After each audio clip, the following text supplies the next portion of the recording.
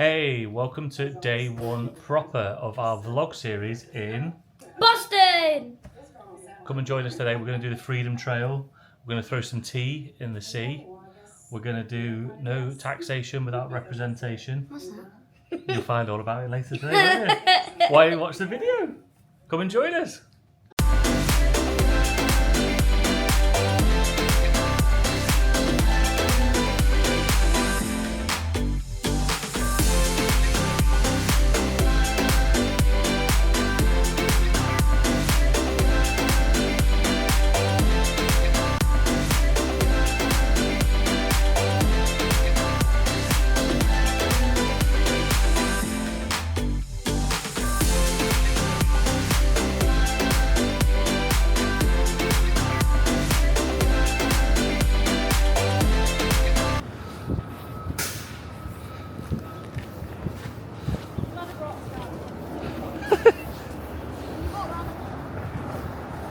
Do you remember the way to the park? Right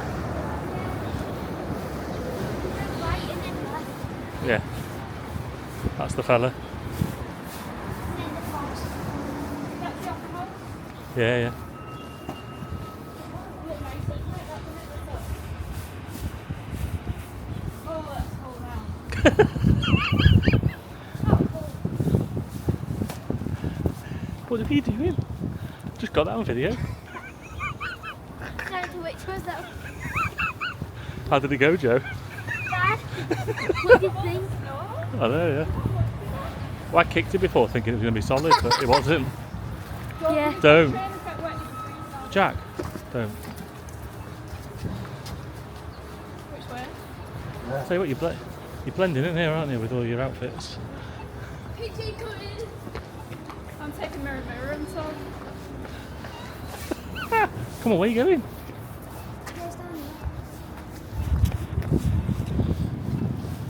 And then you go right then. I know the way. We'll leave it there.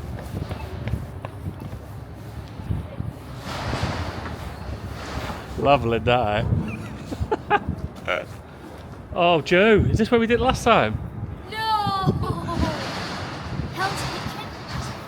Oh, that's just it. This is going to be a recurring theme of the video, I think.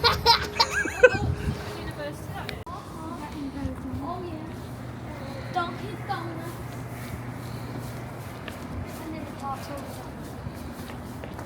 I know my way now. You can start doing the tours.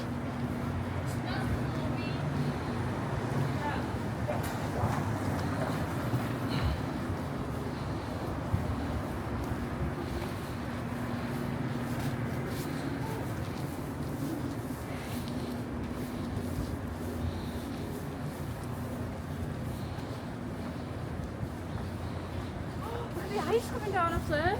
Oh, wow, yeah. Look. Jeez. Is that a bird's pipe? Looks like it's birds. It's just froze. Yeah. Proper frozen, that.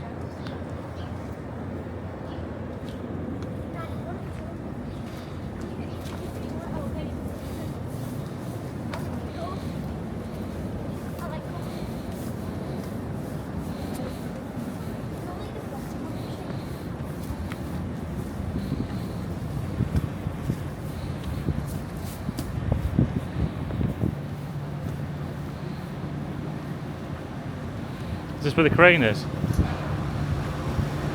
yeah. Looks like they're doing like a bird.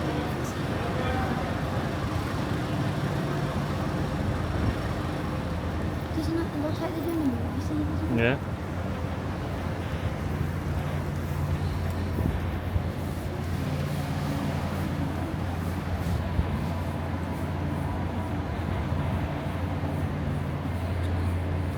What's that building? That's the visitor centre later, yeah. This is what we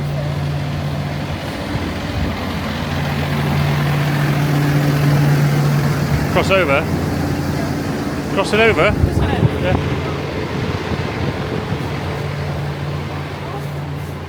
I don't know. Yeah. Joe, where are you going?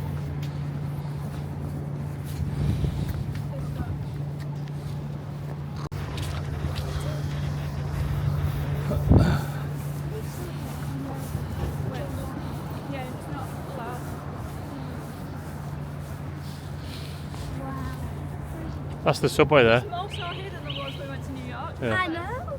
That's where we go later.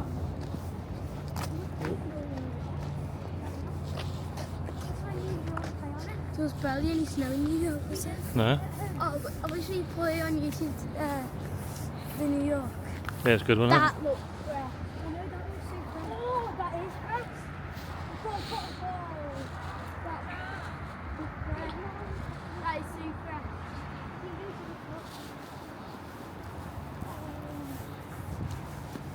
I want to cross.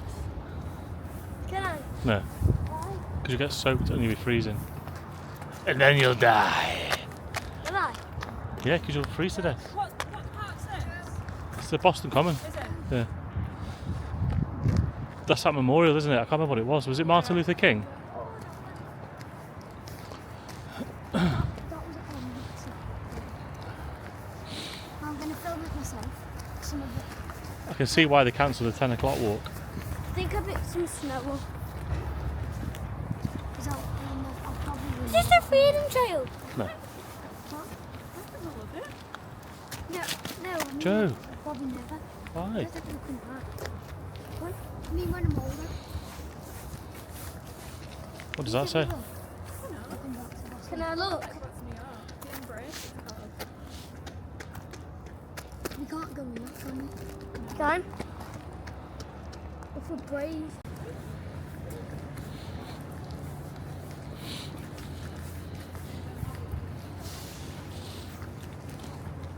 Cold Joe. What? Cold Joe. I'm not cold. You cold Jack? Yeah. He is on one foot. Snow into He's his gonna have ankles. He's going to have a peg leg. Have to saw it off when we get on that pirate ship. So if you didn't see, so he put his leg in the snow and then it was so deep that it went up to his ankles. Go on, Jack. What are you saying? Where is The it? whole story. Can we go on? I want to see it. Now jump over. Those dogs enjoying the snow over there. Someone's done a snowman. Look at the dogs. See the dogs? Look at this squirrel. With his bushy tail. Look at his tail. Hello. Get him coming. I have. Oh, look, he's going to say hello. What's going on? He's looking for his nuts. Where we got Tom? It'll be hidden under the snow, though, won't it? I want to knock that over so bad. I want to make one. And then knock Oh, it there's over. another one over there, squirrel. Look. Hello, lad. All right, fella. Dogs are going for them. I know. Let's climb up the tree then. I should brought my boots here. Yeah. Do snowball fight. Come on. Oh, tell you what, slippy on here. No, it's not. Oh, this is tricky. Then it's young. That look.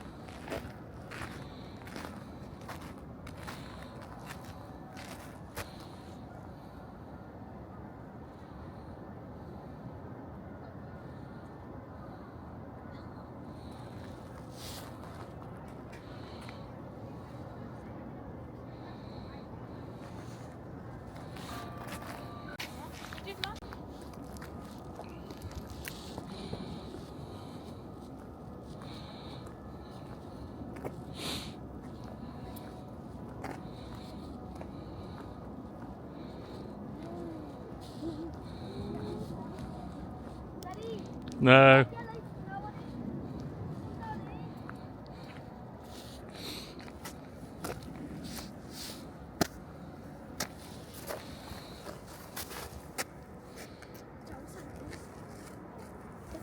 Freedom Trail. It starts over by that visitor centre. We're just having a wander around the park there. It's a block. It's like 8:30 or something. Yeah, could you imagine the weather was like this at home? We wouldn't be leaving the house. No. Well, we would, because you'd want to go sledding, wouldn't you? Oh, was that the steps of the bandstand? That must have been when we made a speech then. Oh, we should have bought our sled. Oh, yeah. Nah, look how thick that ice is. Careful here. That's good all the paths are cleared though.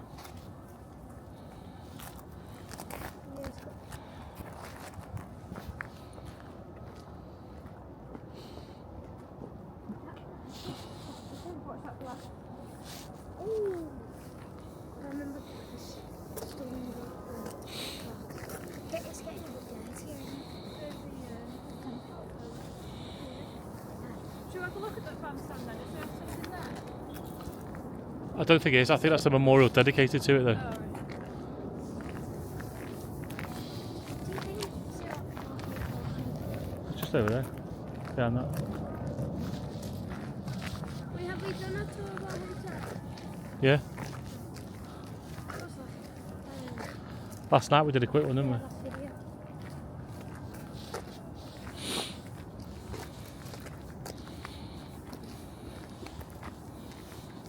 Imagine going biking here. It'd be so good.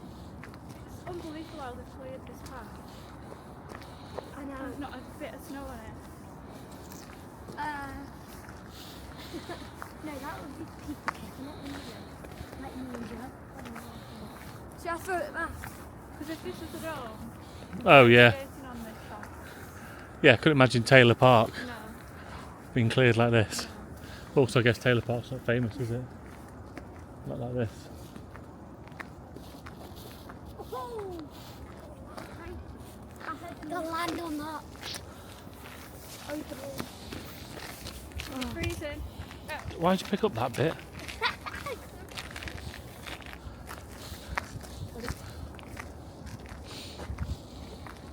I think the Tatte place or whatever it's called is over here somewhere.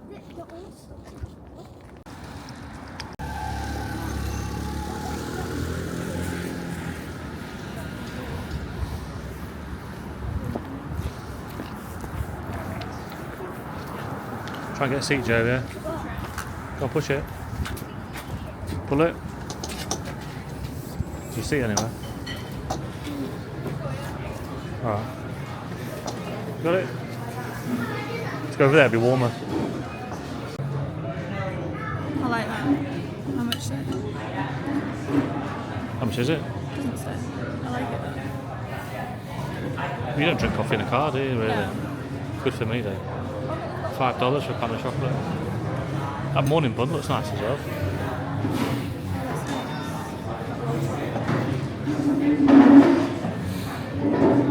Wait, where's the menu there? It's just, you just pick like Starbucks, don't you? There's no menu. It's over by the counter.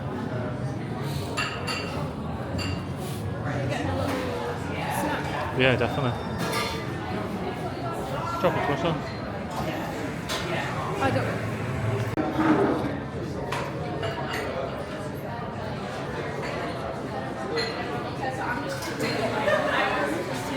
So, yeah, we've just been to, I think it's Tatte, is that right? Tatte, like latte? Latte? Tatte. We had 2 caramel lattes, 3 pano chocolates, an orange juice, and and a hot chocolate, yeah. And it was about $42. They missed obviously one out, but I think it's about $42 in total, include the coffee. So not too bad, really nice. Yeah, definitely recommend it if you're in Boston. I think it's only in Boston, isn't it? Yeah, it's only in Boston. So yeah, now we're going to go and see if we can find Cheers. Cheers. Parks and Rec. Our house is 19.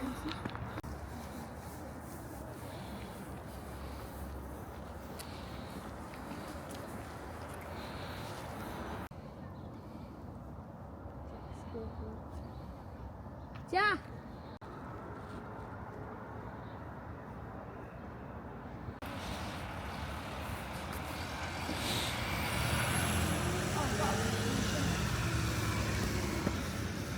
Enjoy your trip, Joe. These are dad jokes. Terrible.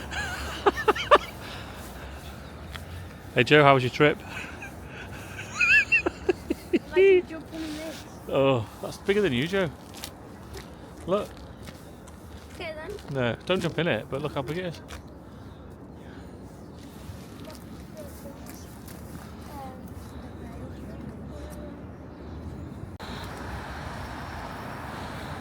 My hands are wobbling. You broke your fingers, Joe. Yeah. Arlington Street.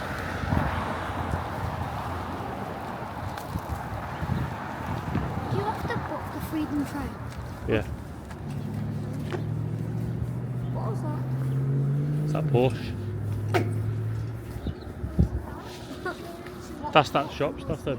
Is it Back Bay area or? Can we have a look? Which street I've heard of that? I've never heard of this one actually, Arlington. Yeah.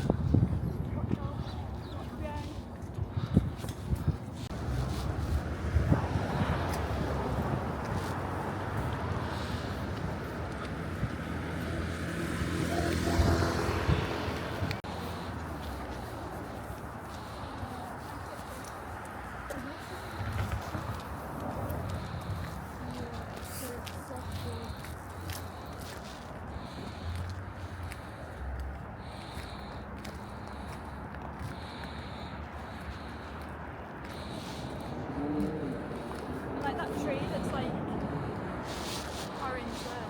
Oh yeah. That looks weird. Alright, I'll just do it.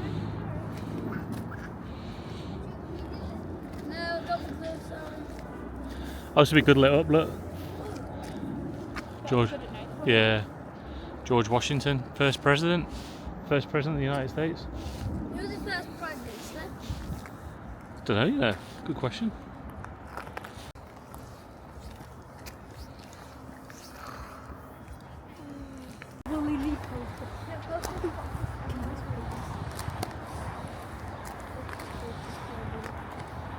Do you think it was all the stairs in there from the moon? I'm reading it at night. Oh,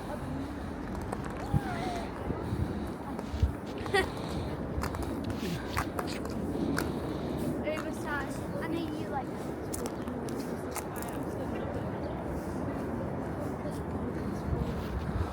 It's my favourite film from being little. Which? Bob's Book.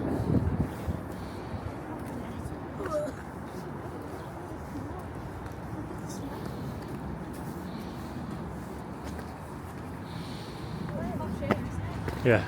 No. What was that?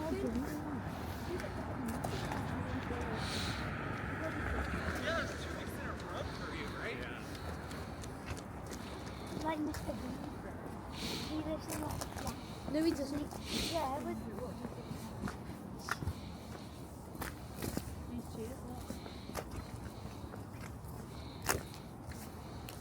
Mr. Bean does live in a flat. You're right. Yeah, Do you- they won't accept it as an excuse not to pay when you couldn't get to the meter. That's ridiculous, isn't it? Yeah.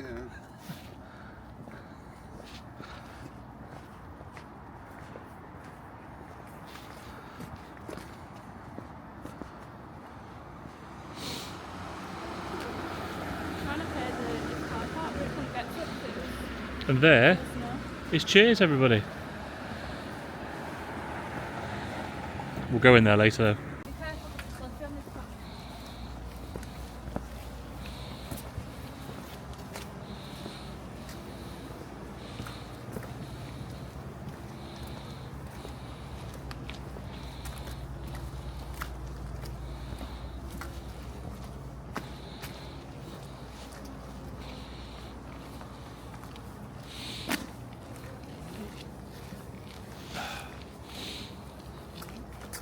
I'm really impressed with Boston. Yeah, really good.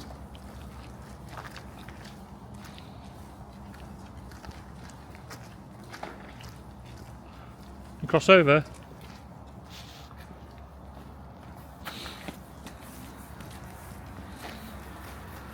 Look at that frost. Down for? Look at that frost on the drain pipe. frost on the drain pipe. Oh.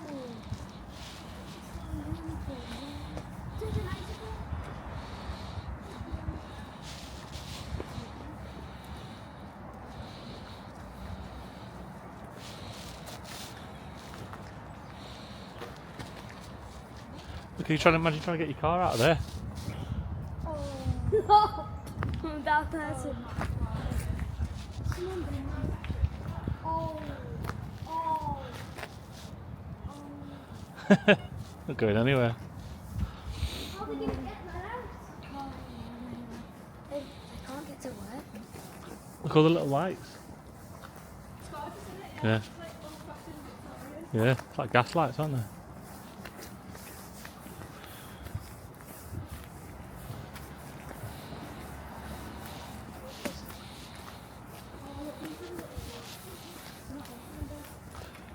It's very early.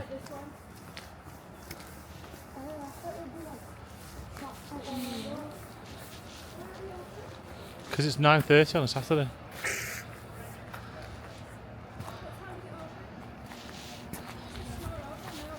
Ten.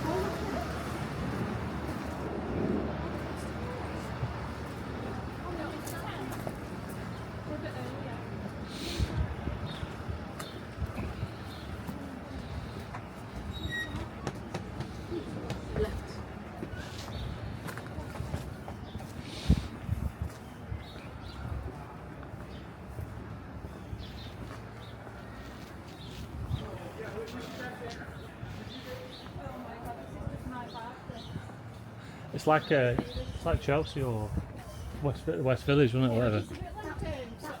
That will be back shop.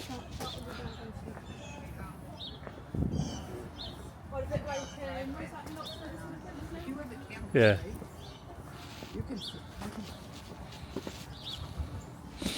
That's like a mirror, isn't it?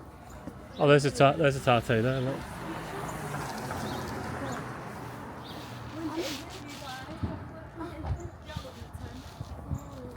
Nothing coming, is there? Nice, though, isn't it? 40 winks.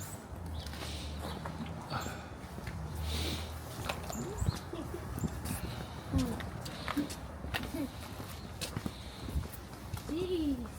This is steep. I don't think we'll get down this far.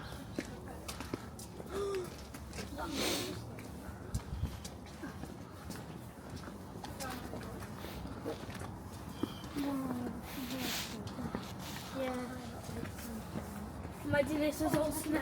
Then you slide down one of the slopes. Yeah, it's nice, though, isn't it? Imagine they hadn't gritted this. Ooh. We're going all the way to the top. No. Good. We're going right. Yeah, I think so. Imagine sliding down this. Oh, Yeah, imagine. they're down here.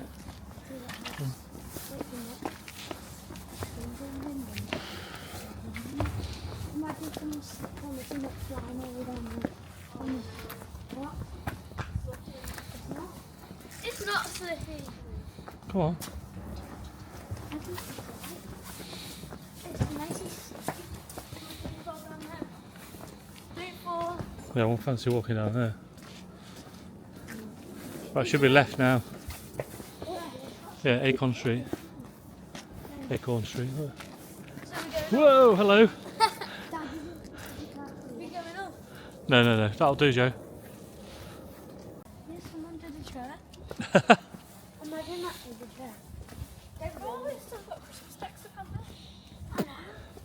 Yeah, but I think it's like winter, isn't it? Rather than Christmas. Oh, them doors have got wreaths on. Yeah, but have you noticed the name of the streets? Oh, yeah. If you turn right, you're back on that main street again. If you want to go down there. Down here. Yeah, just wait there.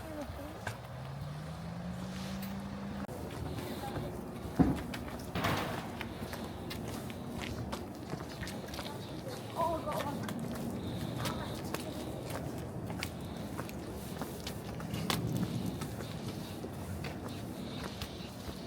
It's lovely around here. Really nice, isn't it? What was it called? Beacons Hill, wasn't it? Beacon Hill. Look at that.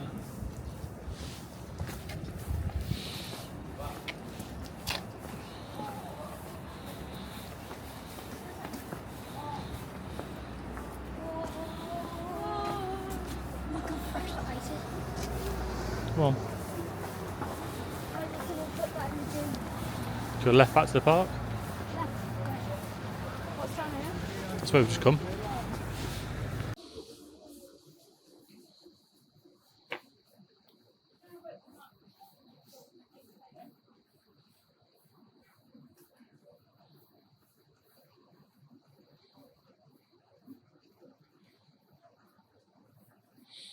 Primark over there. Random.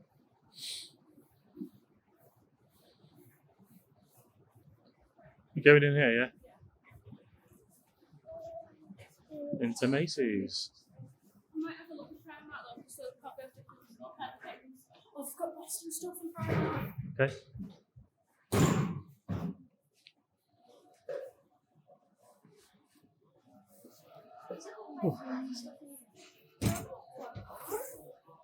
We didn't get sweets in the one in New York. New York for 5 days.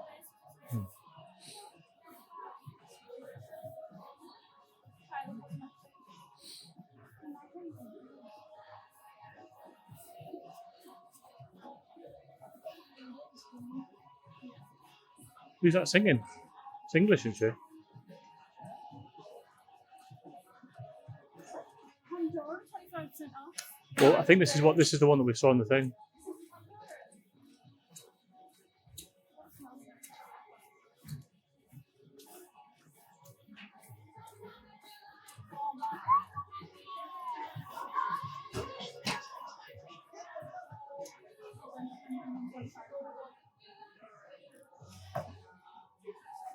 Was it exclusives?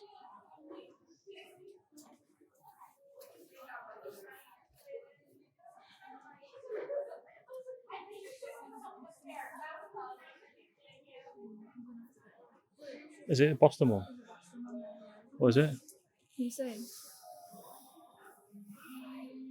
Oh, the one with the heart? Green. How much is this?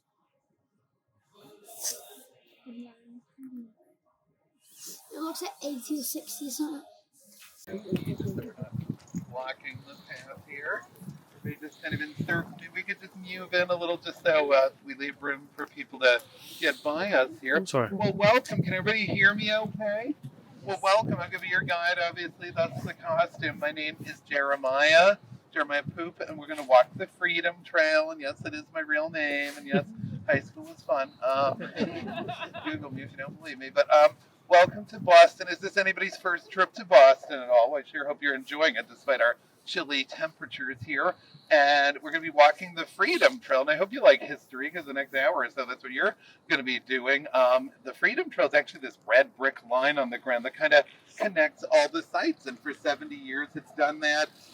We are beginning now in what is probably America's oldest public park. And those of you who are from Europe or Asia or Africa will laugh at what we call old, but for us it's pretty old. Boston Common here has been a public park since 1634, only 4 years after Boston was founded by English settlers who actually came here because of some strong disagreements with the Church of England, and so King Charles I granted them a royal charter to come here and start Massachusetts Bay Colony, and they arrived in 1630. They were hardly the first people to live here. There were indigenous peoples living here for about 13,000 years before the English settlers arrived. And those people were known as the Massachusetts. That's where our state gets its name from, actually. They're still around to this very day. They called this land Shawmut, which in their language meant the land of the living waters. And back then, Boston was surrounded by waters, just a 2.5 square mile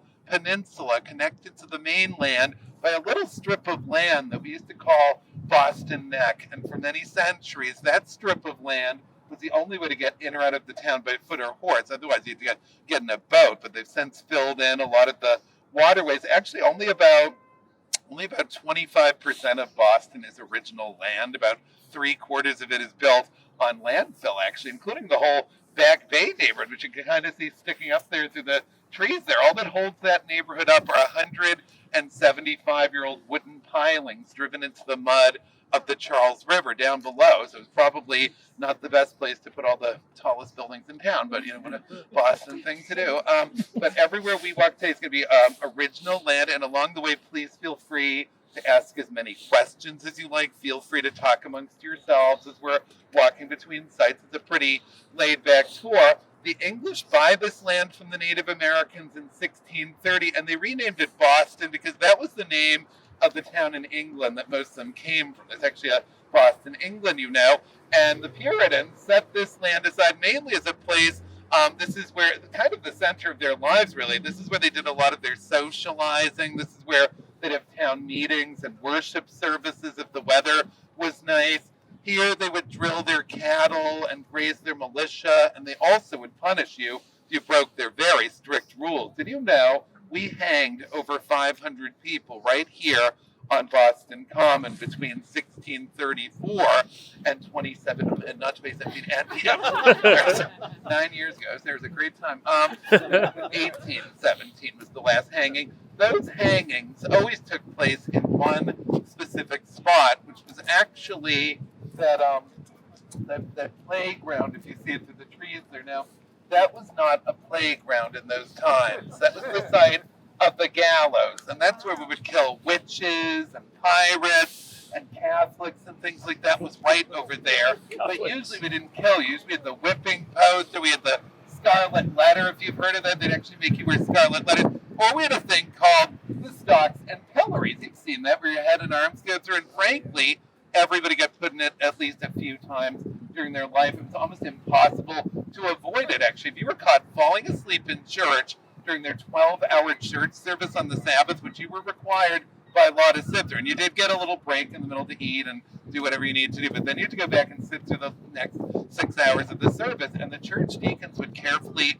watch everyone. If they saw you even start nodding off for a second, they would throw you in the stocks, unless you were very elderly or a small child. Obviously, if they saw like a toddler falling asleep, they didn't throw them in the stocks. They'd usually just have the church deacon quietly go over and whack them in the face with a wooden staff, which is so much nicer. And also, do any of you like to eat lobster at all? Because lobster was not allowed. They hated lobster. It was illegal, and they considered the lobster not to be a delicacy. Puritans considered the lobster to be basically a giant cockroach from the sea, and they thought it was the most disgusting and vile thing they'd ever seen in their lives. And some of you probably know the only people allowed to eat lobster in Puritan New England were the prisoners. They were fed on nothing but lobster because it was considered so disgusting. Also, if you're caught being drunk in public, you could be thrown in the stocks. And that was a little problem for our Puritan friends, because who knows what the Puritans mostly drank? Anybody know? Well, what do people drink when they watch football, both British or American? Beer, that's right. And beer was all they drank. The water here was brackish. It was kind of half salty, half fresh, and not very good for drinking. So by the time you were old enough to begin drinking beer, which in their culture was usually when you turned about a year old, you began drinking nothing but beer. So every one of the people in our group today would have been a veteran beer drinker back then. Also, I don't know what your various faith traditions, if any, are, and it's none of my business, of course, but if any of you celebrate Christmas, I should tell you this: Christmas was against the law in Puritan New England. The Puritans are very strict and devout Christians. They absolutely hate Christmas. Christmas to them is a very pagan and Catholic holiday, and they hate pagans and Roman Catholics, and they also hated Quakers and Baptists and Presbyterians and Methodists and Anglicans as well. And not only that, if you were caught on Sunday skipping church or even sneaking out a little early or doing any sort of work or play on Sunday, or even smiling at someone on the street, or laughing at anything, or sneezing, or burping, or breaking wind, you could be thrown in the stocks store. And it was probably not the best lot out in a town that mostly ate baked beans, if you get my drift. Even kissing your spouse on the Sabbath, they throw you right in the stocks. And when you got put in the stocks, it was an event. The whole town would come down to make fun of you. You'd be stuck in the stocks here on the common, and everybody would come down, and people would just walk up to you and make fun of you and laugh at you. They like to throw rotten fruits and rotten vegetables and rotten eggs at you. People would walk right up to you and just pee in your face. They thought that was really funny. And also, some people would throw like horse manure and cow manure and dog manure at you, and other people would actually come down with their chamber pots, which was kind of their version of a toilet. They hadn't invented toilets yet, and imagine hundreds of people would come down with these pots full of pee and full of poo and dump it on you, and you couldn't move because you're stuck in the stock. So you can see the Puritans were not very nice people, and they kind of fade away after about 85 years or so, maybe 70 years, because you probably know in 1692 we had a massive hysteria in New England over witchcraft, especially up in Salem, and we'll talk about the Salem witch trials in just a little bit. But when it turned out every single person they executed had probably been completely innocent, the Puritans looked horrible, and their whole movement basically imploded and gradually faded away. So by the time of the American Revolution, which is really the focus of this tour, it's 85 years after the Salem witch trials. Nobody here was still a Puritan. That era had passed. People of the Revolution look back on the Puritans as kind of weird, superstitious people from the past, just like we do today. Are you joining us as well? Yes, yeah. Awesome. I can take you to, I'll scan your ticket. Hold on. Commercial break here. Sorry. Hold on 1 second. Let me just pull up my thing. Sorry. Where are you folks from? Ohio, the state of the president. Can you just make that a little bigger and I'll just scan the little barcode? In a way, the revolution begins right here on Boston Common because, yes, the first shots were fired out in Lexington and Concord, 20 miles from here. But this is where the British soldiers had a big encampment when they were occupying Boston, and this is where they began their march to Lexington and Concord on the day the revolution began, April 19th, 1775. So it seems to me a very fitting place for us to begin our march into American history. And let's go and see historic stuff this way. See why they went out of fashion. Well, here's the thing. I just want to quickly point out, on top of the hill, are you all hearing me okay? By the way, let me know if I need to speak up. If you see this brick building with the gold dome, that's the Massachusetts State Capitol building, or State House as we call it. It's where our governor and our state legislature make our laws meet. That was built in 1795, and yet, if you're from the UK, it's actually based on the Somerset House in London, actually. It's almost a duplicate of it. But it was built in 1775, and yet we still call it the new State House because we never did get around to ripping down the old one, which I'll show you later in the tour. The cornerstone of this building was pulled up this hill by a team of 13 white horses. Who can guess for me why they had 13 white horses? Why that number was so special to people in the early American Republic? What do you think? 13 states. You are the first person all year to get that right on my tour. Excellent job. 13 states. That's right. Let's have a hand for them. And you know what? You got that right. And from now on, when we get an answer right on the tour, we're going to do what they did in colonial times. We're going to give you a great big huzzahs. On the count of three, let's all do a big huzzah. You ready? 1, 2, 3. Huzzah! That's right. And when we get an answer wrong, we're all going to go 5. Can you do that? 1, 2, 3. 5. But I like huzzah better. Let's do it again. 1, 2, 3. Huzzah! That's fun. Let's do it again. You get the idea. But anyway, when the cornerstone reached the top of the hill, it got laid into place by 2 famous Bostonians. One of them was our governor, Sam Adams, who you might know played a very big role in stirring up the American Revolution. The other was a friend of his named Paul Revere, who we're going to hear a lot about today. You'll be sick to death of Paul Revere by the end of this tour, believe me. And actually, speaking of Sam Adams and Paul Revere, we're going to go on a 2-minute walk to an old graveyard just beyond this church where we'll talk about Sam Adams and Paul Revere. Now, I have bad news. we can't go in the graveyard today. The city has it shut down because it's all snow and ice. It's not safe, but we'll stand across the street from it. I'll point out all the graves and still tell you all the stories I would have told you in the graveyard. I apologize, it's beyond my control. It's a couple minutes walk, so feel free to talk amongst yourselves as we're walking. Let's head this way.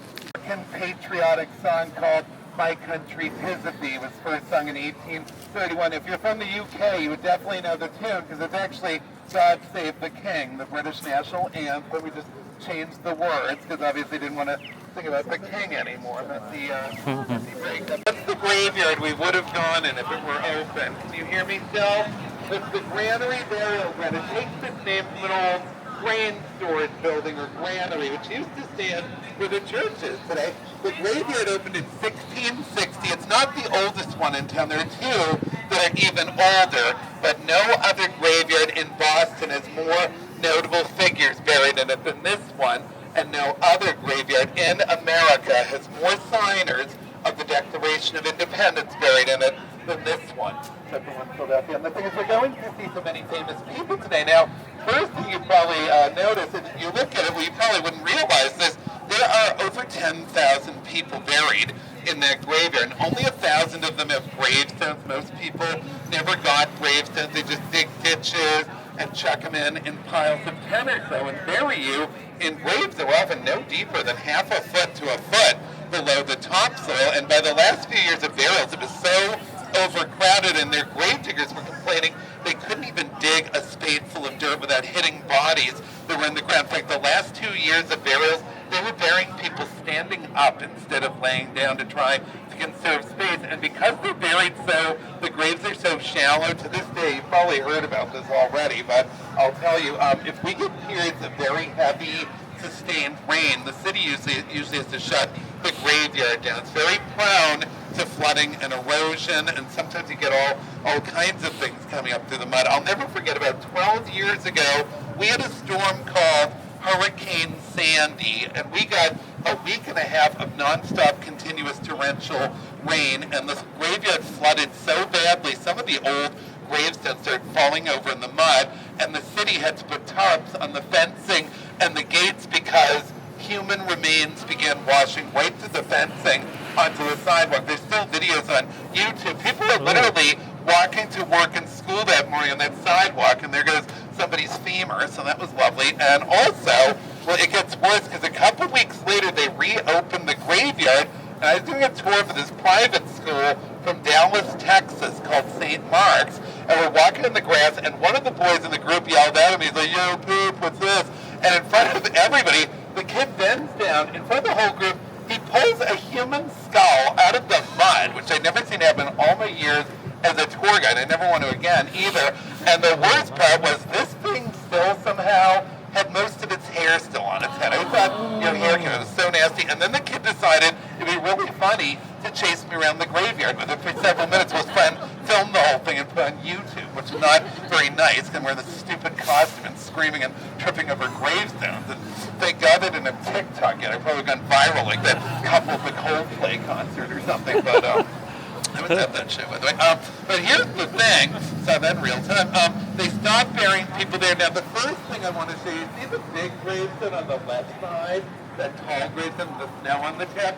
That is the grave of John Hancock. I don't know if you've heard of him, but he was one of the richest people in the world during his lifetime. Have you ever heard of Jeff Bezos at all? Because he was kind of the Bezos of his time, if you will. He ran a big shipping company, a fleet of ships, took goods to ports all around the world. People today forget he was paying out of his own pocket to help get the revolution started, and he was president of Congress and the first elected governor of Massachusetts. He died in 1793, but that monument that you see before you now was not erected until a century later in the 1890s. And the funny thing about that gravestone, now I've been doing these tours now, I'm almost embarrassed to admit this to you, but I've been a Freedom Trail tour guide for 23 years now, actually. Yeah, it was supposed to be a summer job. Not quite sure what happened there, but my family's so proud. And the thing, really, but I cannot tell you in 23 years of doing this tour how many times I've done the tour where there's someone in the group that looks at the shape of the gravestone and says that looks just like the Washington Monument. And I've been looking at this thing since 2003. I don't see it. I actually think the Franklin one, the middle, kind of does. It's an obelisk that everyone keeps going with. And the funny thing about that would drive John Hancock crazy. He's George Washington's biggest rival for leadership of the Revolutionary Movement. He wants to be commander of the Continental Army, and the Congress, which he was president of, chose George Washington over him. After the war, he wants to be first president of the United States. Take a guess who got the job instead. So he's always very jealous of George Washington, but it is fitting that he has such a big gravestone, because today, when most Americans hear the name John Hancock, first thing we usually think of is his really big what? That's right, on what? The Declaration. Huzzah, huzzah, excellent job, you're on a roll today. I don't think you need this tour, you know it already. Yes, that is right, he signed it very big, and who in our group today can tell me why his was so much bigger than the other signers? Who does he want to see that signature? Anybody know? Well, let's think what the Declaration was. It's a letter from our Congress to King George III telling him we're leaving the British Empire, and here's all the reasons why. It's basically the most famous breakup letter in history, and people today forget by signing it, they are committing an act of treason, punishable by death. And people think, because there's this famous painting of everybody signing the Declaration, everybody thinks they just got together and signed it. It took a couple months to get everybody to sign. People were scared. They said, we don't win this, we're all going to get hanged for this. The first signer was John Hancock, and as he was about to sign, one of his friends said, you can hang for this. And he said, oh, really? Well, in that case, let me sign it extra large and underline it so His Majesty can read it without his spectacles on. He's thumbing his nose and thinking it's an act of defiance. And today, that signature is so iconic in the United States that maybe someone's even said to you when they've asked you to sign your name to something, they said, put your John Hancock on that. Well, that's where that comes from, actually. We'll hear more about him later. Now, the big gravestone in the middle, it says Franklin on it. Everybody goes in there and thinks that's Ben Franklin, but I know that you already know Ben Franklin's not buried in Boston. Where's he buried? Anybody know? Philadelphia. Huzzah! Good job. Philadelphia. That is Ben's mom and dad's grave, and their names were Abby Folger and Josiah Franklin. In life, they were just humble soap and candle makers, nothing all that exciting or important. In fact, to be honest with you, they didn't even get that big gravestone until 100 years after their death, and it was probably put up more as a tribute to them being Ben's parents than for anything they themselves had achieved in life. But I do want to stress, Ben was born here in Boston in 1706. He's the third youngest of their 18 children, which sounds to us like such a big family. It was a typical family size in those times because of, families that size were much more common than because, reasons we don't need to explore in our tour. But the thing is, but here's the thing is when Ben turned out, poor Abby, I feel so bad for her, but here's the thing is, frankly, they had a lot of financial difficulties, probably from having to feed all those kids. And so when Ben was 11, his parents, I'm sure, with a very heavy heart, decided to sell him and some of his brothers and sisters for extra money. You're actually allowed to sell your kids back then if you wanted to. You're not allowed to today, of course, unfortunately. But anyway, I'm just kidding. But Ben was sold to his much older brother, James. And who in our group today can tell me what James Franco, James Franco, what James Franklin did for a living? Anybody know? Who just said? Nobody ever gets that right. Yes, huzzah, good job. A printer. I think nobody's gotten that right since like 2022. A printer and a newspaper publisher. That's right. And he treated Ben, as you probably know, he treats Ben horribly. So when Ben was 16, he ran away to Philadelphia, and the rest is history. He becomes one of the greatest statesmen and inventors of his time. Some of you probably know he founded America's first anti-slavery society, and he's the one with John Adams who goes to Europe, and together they persuade Spence and Frame to help us in our fight against the British. Because think about it, we were these backwater colonies taking on the most powerful empire on earth. Ben Franklin knew we had no chance of winning without the help of other major powers. And lucky for us, everybody in Europe hated the British too, so they're happy to lend a hand. We don't hate them today. It's water under the bridge. We're all good friends there, but for a while it was pretty nasty.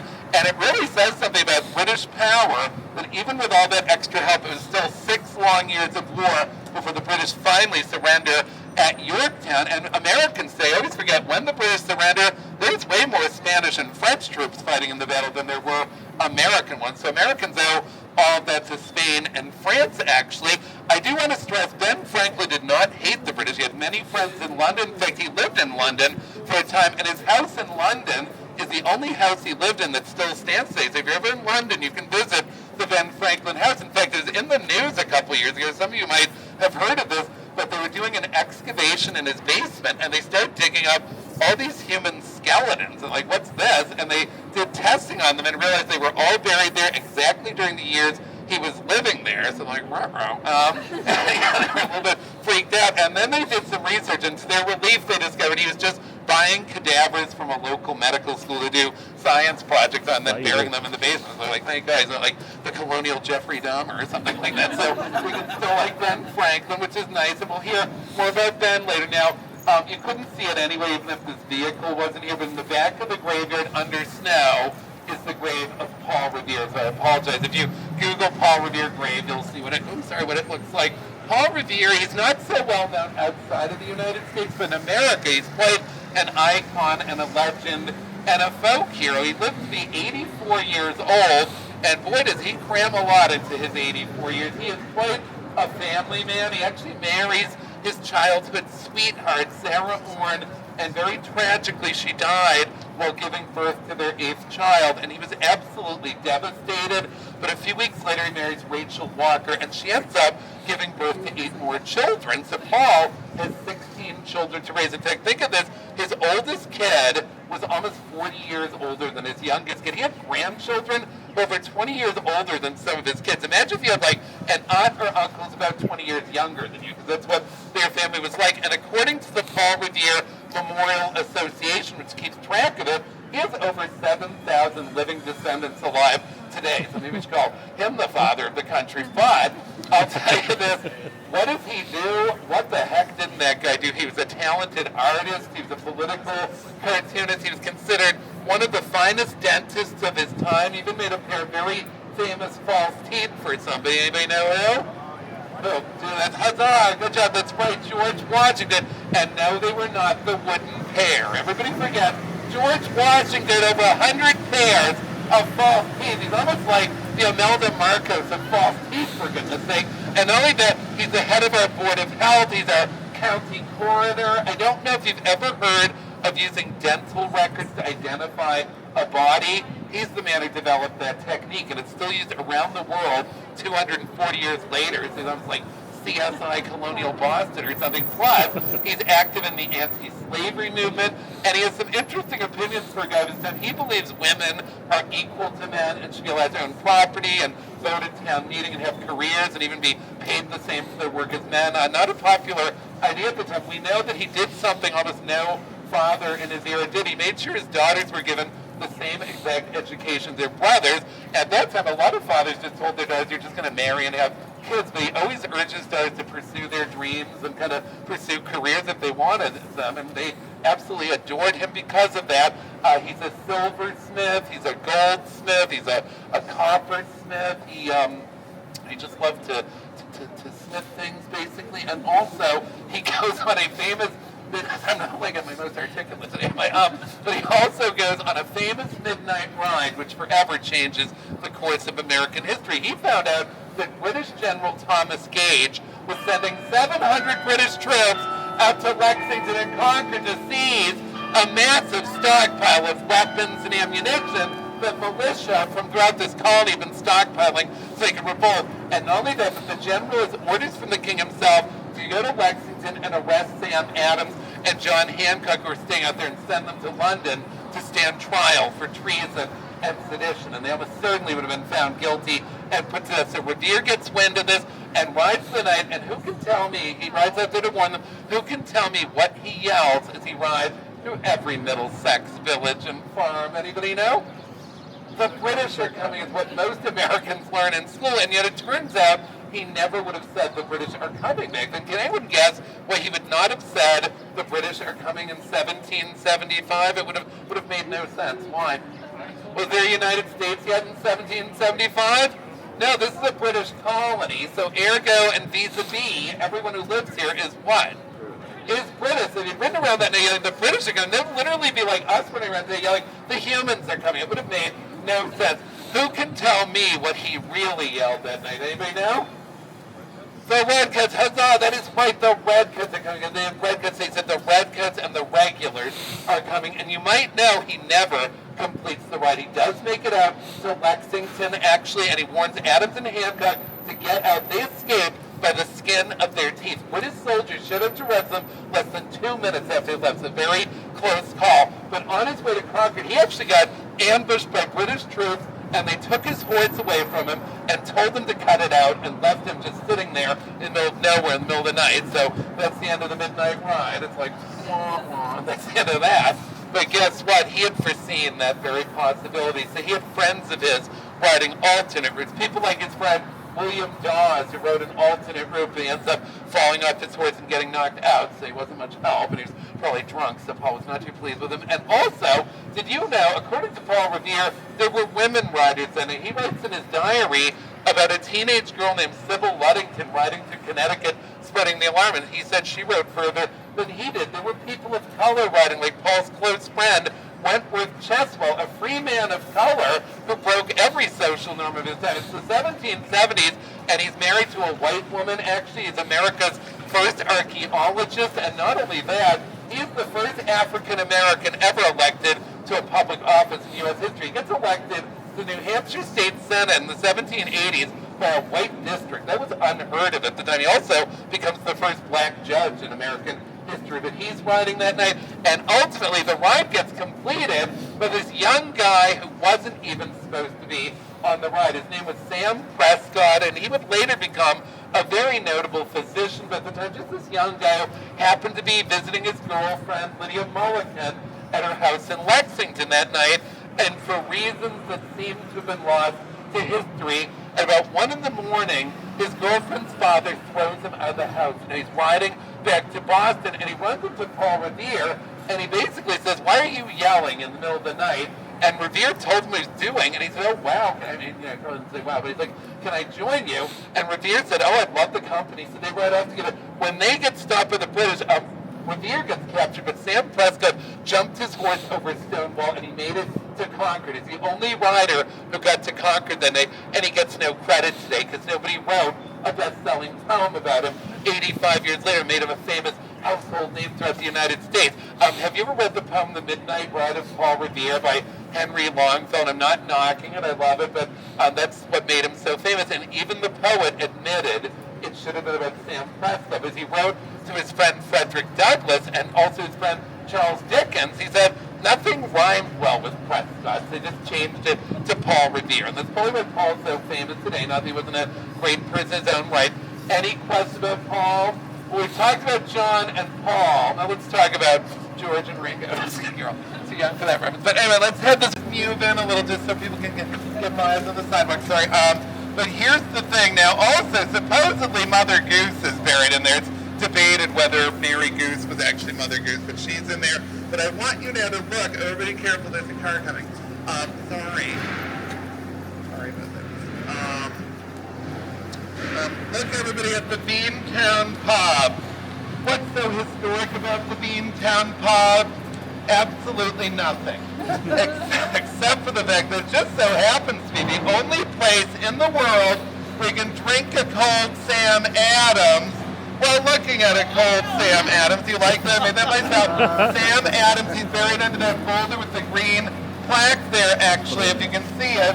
And he is the cousin of our second president, John Adams, and he's also, like his cousin, a signer of the Declaration of Independence. He became governor of Massachusetts, and he is arguably the person who did more than any other to stir up these colonies into outright rebellion against Mother England. He's the one who organized the Boston Tea Party. He's the one who called the Boston Massacre a massacre, even though only 5 people were killed, which is tragic, but let's be honest, it's not quite a massacre. He loves to exaggerate about everything the British do, or even making up things sometimes. He's a rabble-rouser. He just wants to get a revolution started, and he succeeds.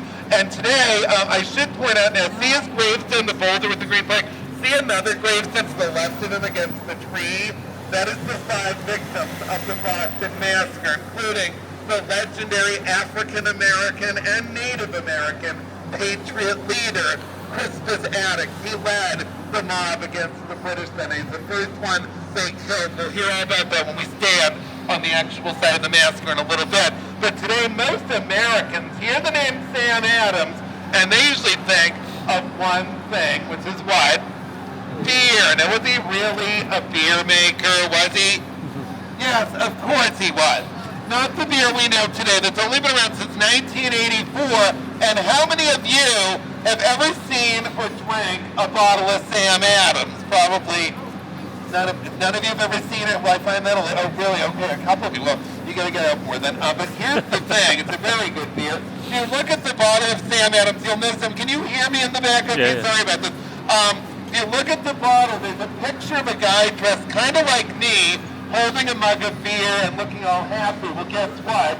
That is not Sam Adams on that bottle. If you Google him, he looked nothing like the guy on the bottle. And I always wondered about that. And I always had my suspicions who it actually was. So get this. A few years ago, I decided to investigate, and I actually went on one of the Sam Adams brewery tours here in town. I went undercover in plain clothes, and here's the thing.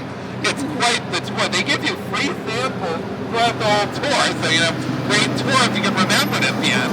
But the thing is, during the tour, they pointed out they were originally going to use his picture, and then when they were launching the brand, their marketing consultant from England, of course, no offense, looked at the picture and said, no disrespect, no one will buy your beer with this man's face. I look like a bloody troll. And instead, those were his exact words. Instead, they used a portrait of Paul Revere. That is who you see on the book. Paul Revere. He gets the credit for everything that's done. Outrageous. It's disgraceful.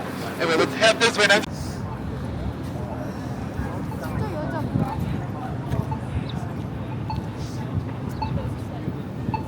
Okay, just let me know if I need to speak up. Also, did anybody join the tour later, didn't get to give me their ticket or have me scan their ticket at all, or are we all set? Okay, good. Well, here's the thing. Now, this is a beautiful, one of my favorite stops on the trail is King's Chapel. This church has been here since 1686, and actually, they have a 250-year-old church bell that was made by, guess who? Paul Revere, colonial overachiever. And also, the church, though, does have kind of a mixed legacy. Unfortunately, a lot of the early members of the church were enslaving African people and forcing them to worship here against their will. And King's Chapel, to their credit, is now trying to tell the stories of those enslaved people and doing a great job of it, too. And one of the newest things they've done is unveiled this beautiful sculpture called Unbound, which actually shows the matriarch of liberty. She's this regal, beautiful African woman. You can see she's releasing birds from a cage. You can even see some of the birds flying around up there too. So I think it's a beautiful sculpture. And speaking of sculptures, we're going to see another sculpture as well, right behind here. So just follow me.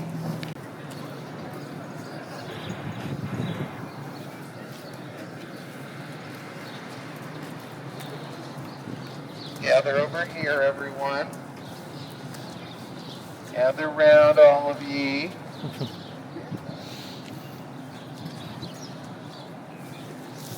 On over, and a lot of people ask me, what's this beautiful building? Can anybody guess? Old City, huzzah, excellent, that's exactly right. It's Old City Hall. It was built in the 1860s. It was City Hall for about 110 years. I'll show you what they replaced it with at the end of the tour. It's not City Hall anymore. Today it's the Ruth's Chris Steakhouse, among other things, actually. But people always say to me, why is there a donkey here? Well, most of our mayors were Democrats, actually. If you know American politics, the donkey is the symbol of the Democratic Party. So if you're a Democrat, by the way, you're supposed to pose with or on this donkey for a picture. Actually, if you're Republican, you're not off the hook, because right in front of it we have little shoes on the ground engraved with Republican elephants, so you can stand in opposition to the Democratic donkey. You're trying to keep everybody happy around here.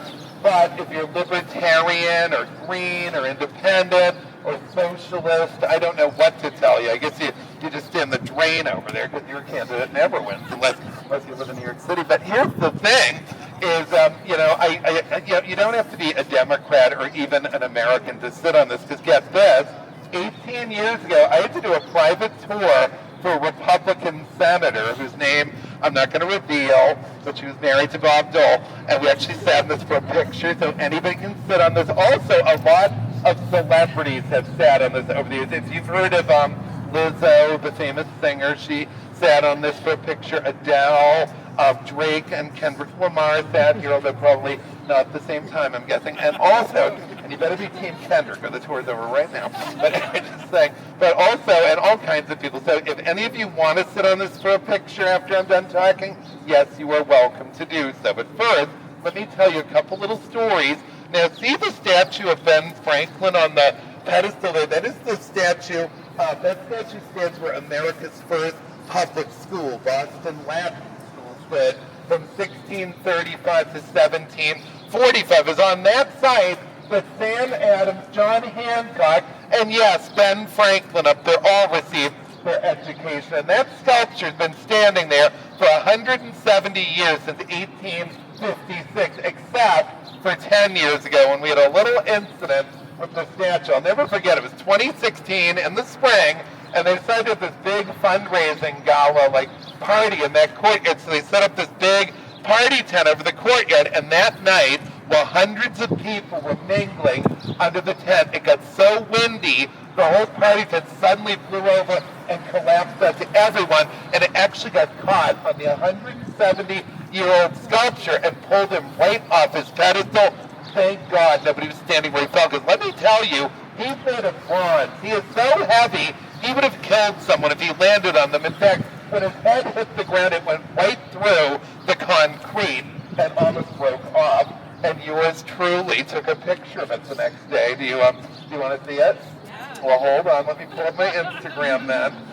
Just bear with me, because I do have 10 years worth of Pokemon Go and Harambe posts to scroll down. I'm still in mourning. I'll never get over it. Or if you want to save time and look it up yourselves, if any of you are on Instagram, my handle is Jeremiah Poop with an E at the end of Poop. It was May 18th, 2016 that I posted it.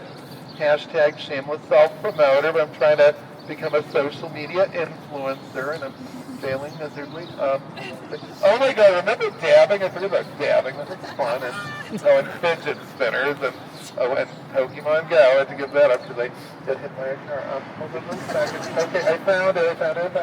Can you see it? Yeah, you thought I made that up, didn't you? Looks like you had a little too much fun at the party. Probably too much Sam Adams or something. Yeah, look, his head went right through the concrete. So can you see this in the back? This is life changing. His head went through the thing. He's okay, though. We went fixed him. He's okay. He's a little shaken up, but he's all right. All well, but that's, well, you know, these things happen. But that's what happened. Yeah, that's right. Can you see that? I know his head went right through the concrete. That was 10 years ago. I know, right? Oh, I know. Quite some. Can you see that? Yeah, look at that. His head went right through the concrete, if you can believe it. You can even film it for your video. But here's the thing. Now, before I let you sit on this, I have to tell you one more thing. See the building with the lights on over the thing there across the street? That is America's oldest continuously operating hotel. That's the Park House. That is the 1855, actually. I don't know if you've ever heard of Parker House rolls or Boston cream pie, but that's the birthplace of the Boston cream pie. They still serve a delicious original recipe. Some of the people worked there were interesting too. If you went there between 1911 and 1914 and you asked for a cream pie, it was actually made in the kitchen especially for you by their locally renowned pastry chef, this Vietnamese gentleman by the name of Ho Chi Minh. And get this, Ho Chi Minh ends up going back to Vietnam. He gives up cooking, becomes a communist revolutionary of all things, ends up being leader of Vietnam. Should have stuck to making Boston cream pies, in my opinion. Quite good. And also, get this, when my grandparents were courting back in the 40s, they always liked to go to Sunday brunch there when they were dating. And every weekend they'd have the same waiter, this really friendly local guy named Malcolm Lill. Well, he goes on to be known as Malcolm X, the legendary civil rights icon. So yes, you heard me correctly. Ho Chi Minh and Malcolm X both worked at the Parker House. Who stayed there? Who the heck didn't stay there? Prime Minister Nehru, Winston Churchill, Judy Garland, Madonna, Oscar Wilde, many British PMs like Clement Attlee and Lloyd George and Asquith, and also Disraeli and Gladstone as well, and also Neville Chamberlain, whose stepmother was from Dedham, and also, not only them, John Major as well, but also another, actually I think most British PMs say that, but also another thing is that after John Wilkes Booth stayed there only a couple days before he murdered Abraham Lincoln, the president, and when Booth checked out, he went down that little alley on the side, Chapman Place. If you walk down that alley today, you are walking on the same cobblestones that the evil John Wilkes Booth once walked down. At the end of the alley, you'll see this old brick building, a very Victorian-looking building. The basement of that building was the shooting gallery where Booth spent 4 hours doing target practice with his Gallinger, and then he got on a train to Washington, D.C., and I think you all know how that ended for Abraham Lincoln. Speaking of that kind of thing, excuse me, and it is President's Day weekend, actually, John F. Kennedy proposed to Jackie at table number 3 in the dining room. They're very proud of that. They got very upset in the 1980s when they discovered that there's a restaurant in Washington, D.C. that also claims that there were Kennedy proposed to Jackie, and they called them up and said, could you please stop saying that he proposed at the Parker House? And the restaurant D.C. said, no, he did not. He proposed right here. We saw him do it. And the Parker House said, well, that's interesting because we saw him do it too. And they had this big to-do. And then they finally calmed down. They jointly agreed to contact the one person who would know for sure. And that, of course, was Jacqueline Kennedy Onassis. She was still alive. And they wrote her a letter. They figured she's never going to get back to us. She wrote back and they filled the letter. And she said, actually, you are both right. She said, the restaurant in D.C. is where Jack proposed to me. And I said, no. And she said, but he also proposed me in London once. And I said, no. And so the Parkers is where he tried again a third time. And I finally gave in and said, yes. You can both truthfully say he proposed to me at your establishment. So we're thrilled to hear that. And by the way, Kennedy had his bachelor party there. We don't need to go there on this family tour, but, those Kennedys, it's like, turned down for what? And also, sorry, that was terrible. And also, I don't know if you believe in this sort of thing, but according to the International Society of Paranormal People, this is one of the most haunted buildings in the world. It's been featured in shows like Ghost Hunters and Ghost Adventures, and there's a show on the Discovery Channel called A Haunting that just filmed a whole episode there that's going to air in May. And guess who's playing one of the ghosts? So keep your eyes out for Jeremiah Swoop on your TV in May, or if they edited me out like they did with Drunk History. But yeah, so very haunted, so let's get out of here. But before we do, if anybody wants to sit on this for a picture, yes, you are welcome to do so. I'll stand over here in case you want to discreetly get a picture with you here to see the Walgreens. Although, have you ever seen such a big Walgreens in your life? They even have a sushi bar in there, because, who doesn't want to get their sushi at Walgreens, right? But here's the thing, is this church here is the Old South Meeting House, built in 1729, not to be confused with the famous Old North Church where Paul revered his friend hanged lanterns, one by land, two by sea, and it's in National Treasure. That's on the second half of the trail. I'll give you directions to that at the end of the tour if you wish. But this was the biggest public meeting space in colonial Boston. When you read about the anti-British patriots protesting taxation without representation in the British Parliament, this is where it usually happened. And why were the British suddenly taxing as well? They did have a very good reason. They just spent 7 years fighting a war here to protect us from the French and their Native American allies. It cost a lot of money, almost bankrupted the British Treasury, and the Parliament felt, quite understandably, they said, given that we fought the war to protect you, you should have to help pay for it. And so they began imposing taxes on us on a variety of items: lead, paper, stamps, sugar, glass, and one other thing. I'll give you a hint. First letter of the word begins with the letter T. Can anyone guess what it was? T. Good job. Huzzah. That's right.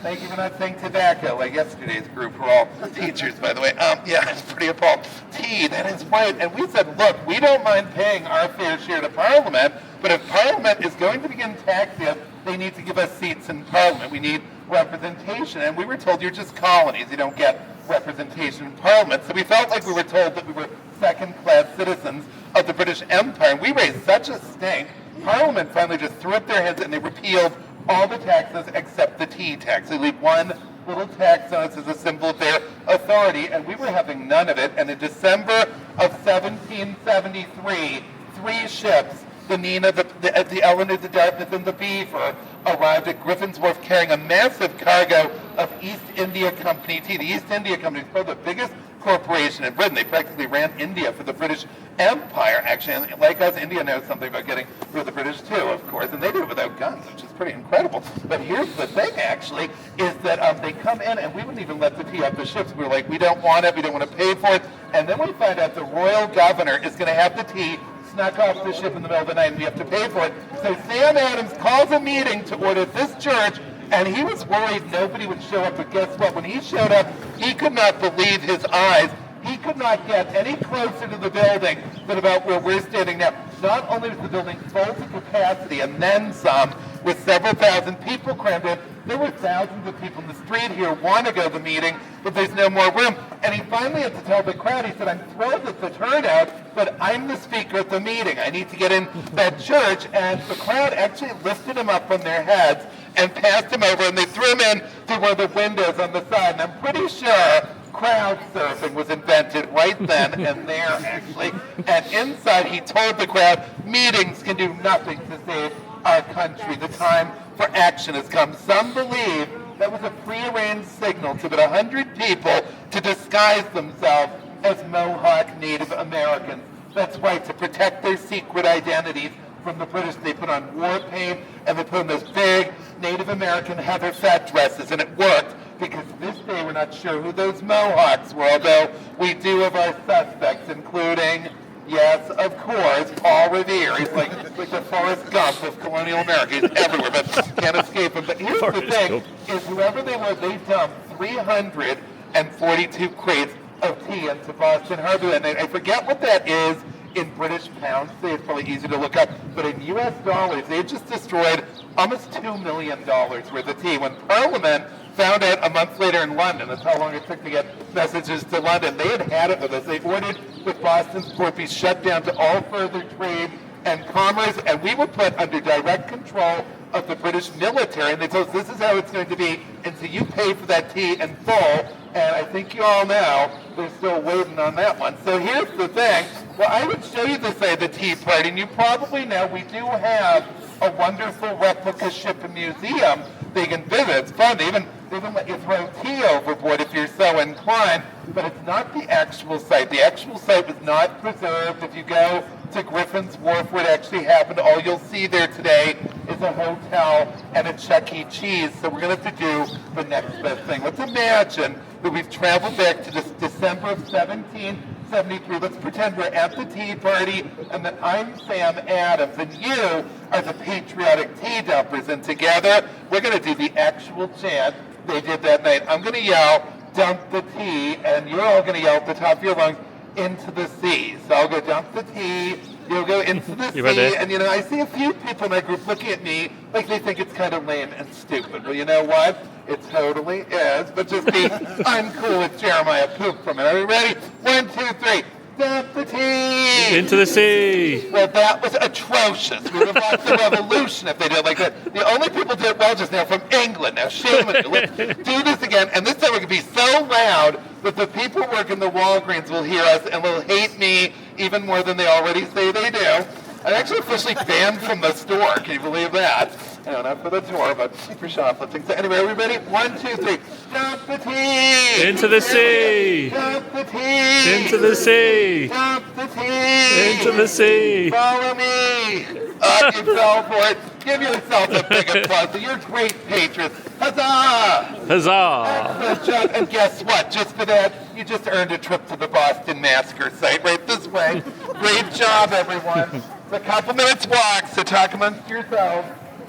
To see before we call it a day, you can probably guess the next building I'm going to talk about because it kind of stands out here. This big building at the tower is the old State House, built back in 1713. Remember the building with the gold dome that we saw at the start of our tour? This is what that building replaced. This is the seat of British imperial government when we were a British colony. It's where the royal governor administered our affairs. It's where our colonial assembly, but it's where an early patron named James Otis first uttered the words, no taxation without representation. Today it's a museum of Boston's history. It's also known to video game aficionados because it's featured in video games like Assassin's Creed 3 and Fallout 4 as well. We're in the back of it right now. Let's go around the front because that is where the Boston Massacre occurred, right this way.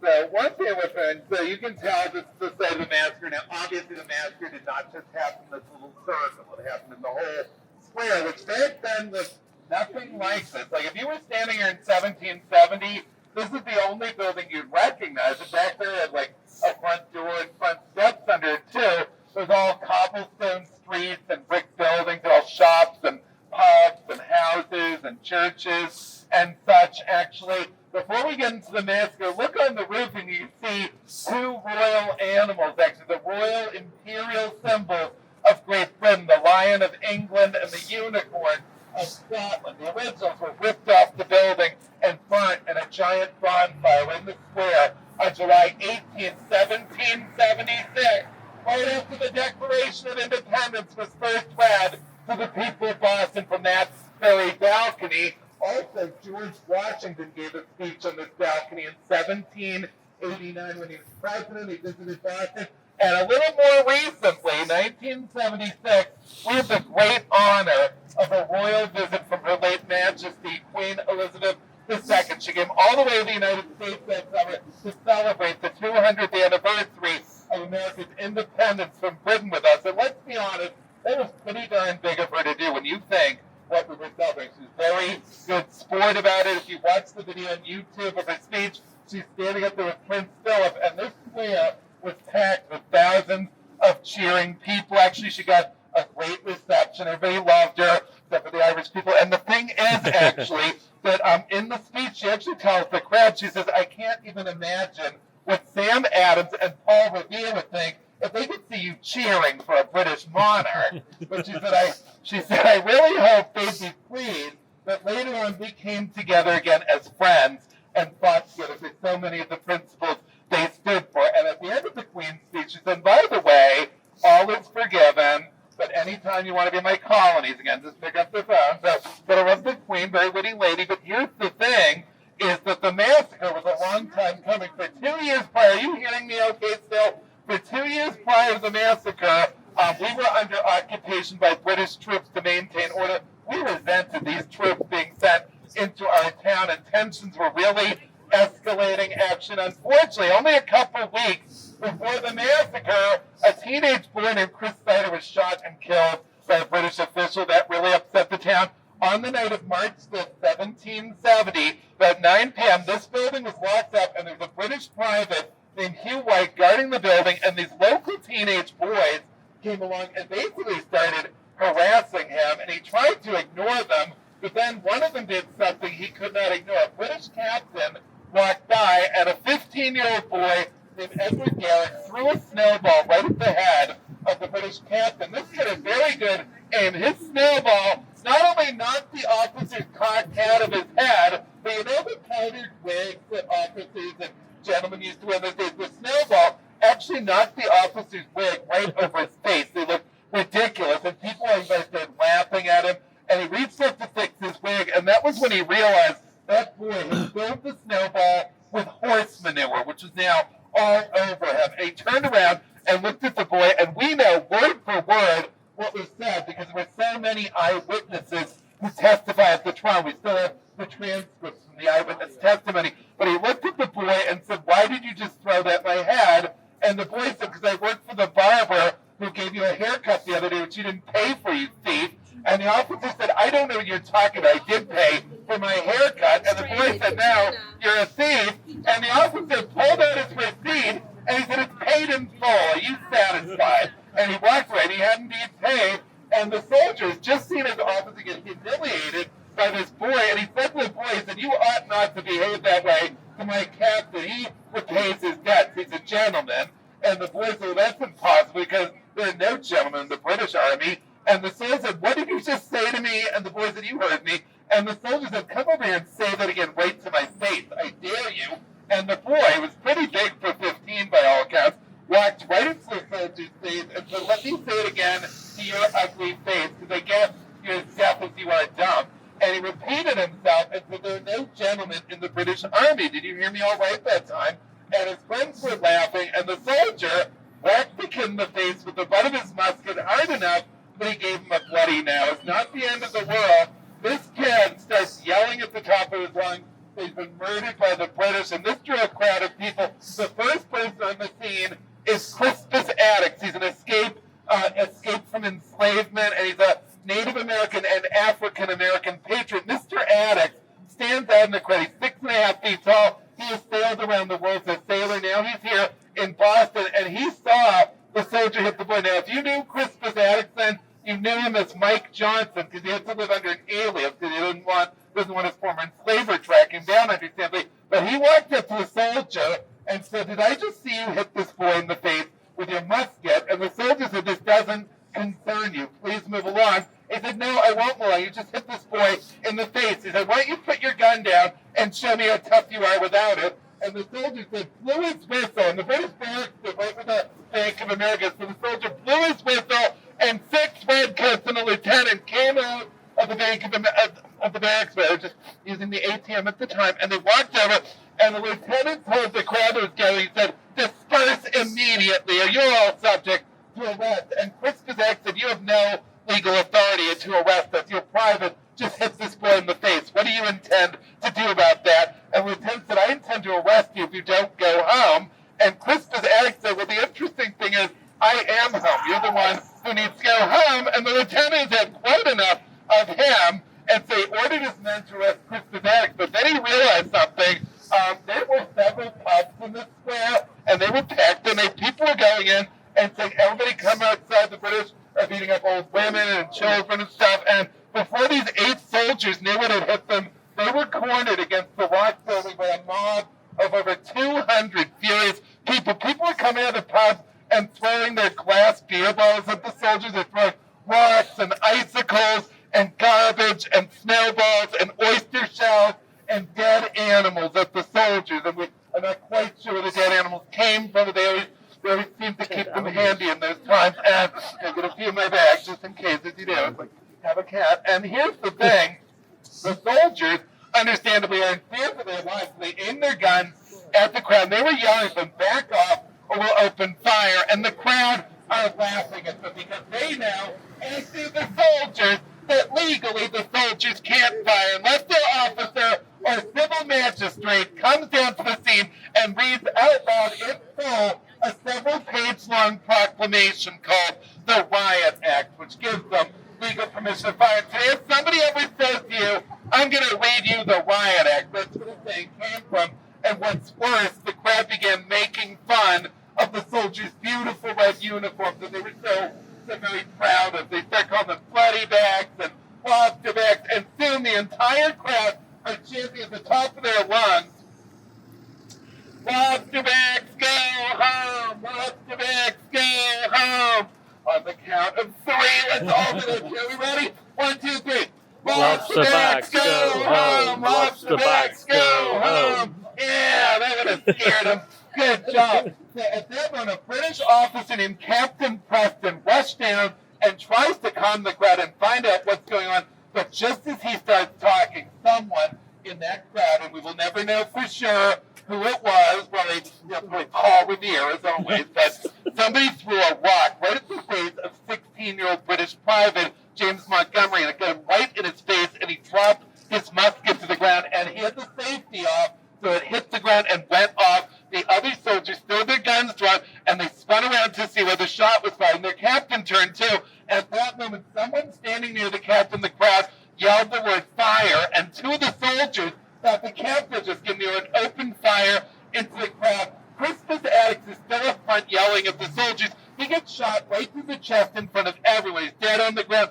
Standing there was 16-year-old Sam Maverick. He got shot right in the face. They were both dead on the ground. People started screaming and running, and in the chaos, the soldiers began panicking and opening fire at random at the crowd, and their captain, quite opposite of what you see him doing in the famous picture of the Boston Massacre. If you Google Boston Massacre, it's the first thing you'll see of this picture. Bear in mind, it is very much he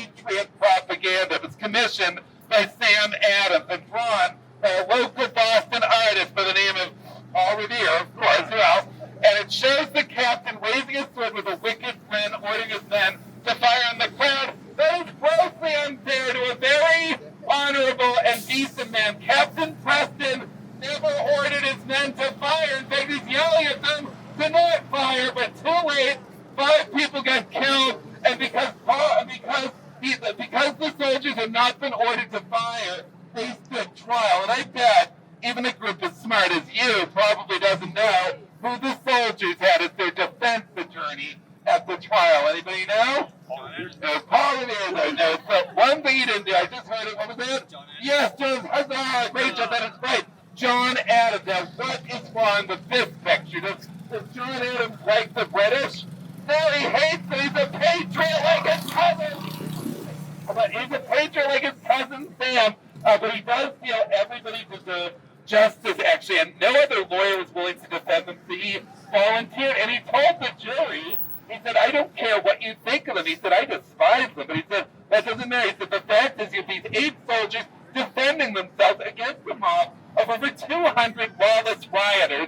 The jury had no choice but to acquit those British soldiers, except for the 2 who killed Christmas addicts and the teenage boy. They were found guilty of manslaughter, so we didn't kill them, but we did do something pretty horrible. So we took red-hot iron brands, like you brand cattle with, and they were branded right in their hand with the letter M for manslaughter. For the rest of their lives, they would bear that mark of shame. Now, obviously, we don't go around branding people today, but if you're ever in an American courtroom, and I think some other countries do too, if you're ever in a courtroom, even in 2016, and you watch somebody take an oath to tell the truth before they testify, watch them close, and you'll notice they actually still raise their hand as they're taking the oath. And these days, nobody even knows why they're raising their hand. They probably don't even think about it. But back then, they raised their hand to show the court if they had prior engravings from earlier crimes. Your whole criminal record was on your hand for everyone to see for the rest of your life. It could be anything from A for adultery, or B for burglary, or P for perjury, or T for not tipping your tour guide. But not the end of the Freedom Trail by any means. There's actually a second half that you can do on your own. It's worth doing, actually, if you have the time. It's a little different. It's less sites, a little more spread out, but still fun. If you decide you want to continue, when we're done, just go down these steps and you'll see the red brick Freedom Trail line on the ground. You just follow it this way in between the brick building here, Faneuil Hall, and Quincy Market with the pillars. And by the way, both of those buildings have restrooms should you need them as well. And Quincy Market has tons of good food, and you can get hot chocolate or a nice bread bowl of clam chowder or something. Nice day for that. But you just follow the red brick road, and in about 5 to 10 minutes, it'll take you right through Little Italy, the north end with all the Italian restaurants and pastry shops, lots of good places. Paul Revere's house, Old North Church. Then it goes across a little bridge and up Bunker Hill and ends up at USS Constitution, which is the oldest commissioned warship still afloat in the world. Old Ironsides is its nickname, free to the public. The Navy will let you go below decks and see everything. They've got a great, very hands-on museum as well. But before you go, let me quickly tell you about Faneuil Hall. It was built in 1742. It's always been a marketplace downstairs, and upstairs is a beautiful meeting hall where some of the greatest figures in American and even world history have spoken. Figures like Sam and John Adams, George Washington, Susan B. Anthony, Frederick Douglass, Jefferson Davis, Harriet Tubman, Sojourner Truth, Winston Churchill, John F. Kennedy, Nelson Mandela, and Suzanne Summers are just a few of the legends who spoke within those very walls. And if you look on the roof, you can see my favorite thing, the golden grasshopper weather vane, which unlike the lion and unicorn that I showed you on the old State House, that's not a replica. That's the original. It's been up there since 1742, 284 years. Think of this. Paul Revere would have seen that when he was an 8-year-old boy, actually. And it's largely made of gold, so it's quite valuable, which is probably why it's been stolen twice and recovered both times. Thank goodness we've got an alarm on it now. But get this, in 1985, the National Park Service took it down to give it a polishing, and they must have hit something on it because suddenly a secret trap door flipped open in its stomach that they never knew was there before. And they reached in Inside was a time capsule placed there by Shem Drown, the artisan who made the grasshopper in 1742. There's actually a little letter from him in 1742 greeting the people of Boston in the year 2000, which is when he thought it'd be open. He put all this colonial money and newspaper clippings and other little knickknacks in, and every now and again they take it out and put it on public display. And I keep telling them, why don't you just keep it out on permanent display? Because I think it's kind of neat for people to see, but the National Park Service don't really consult me on these matters, unfortunately. But anyway, enough of my yak, and I just want to thank you so much for putting up with me for an hour and a half in this cold weather. If you have any questions, you need directions, or want a picture with me, I'll stick around as long as it takes. Also, one last thing, if you liked my tour, even if you didn't like it, there are websites, just in case, there are websites like TripAdvisor and Yelp. If you ever happen to be on one of those, and you look up Freedom Trail Tours, you can write your very own review of the tour. And believe me, these days online reviews are so important for tour guides' reputations, even if it's just a sentence. I know life's very busy, but if you like the tour, my name is hard to forget. It's Jeremiah Poop with an E at the end, please. If you did not like this tour, then my name is Paula Revere. So thank you all. You were awesome, and have a great weekend. Well, thank you. Huzzah. Thank you very much. Thank you.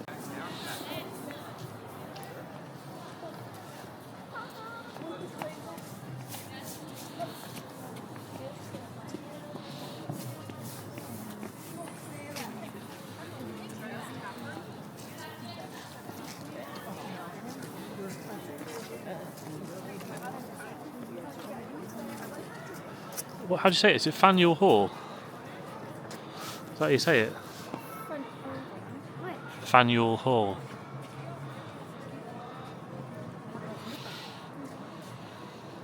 Oh, look, there's sculptures, aren't there? Snow sculptures. In through that door there, I think. It's nice around here, though, isn't it? Like, they've got the North Market and the South Market as well.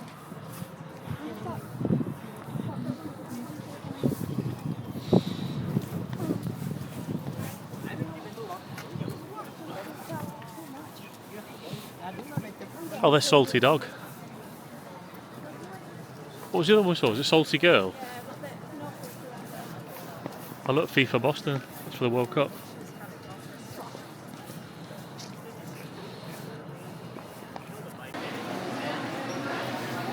Oh, that's better.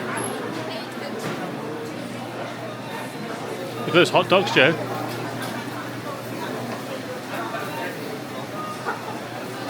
Shane, look at that linguine. See it? Lobster linguine.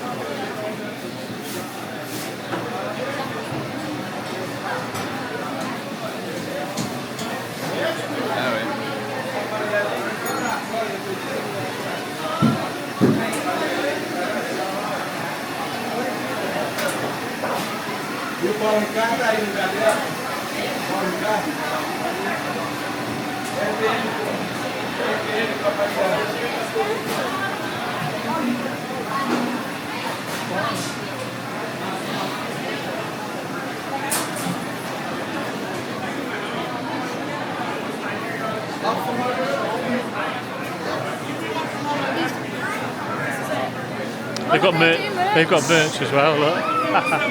See where the seats are? I think they said the seats down there, isn't there? So just go. Those pizzas as well. See the pizzas.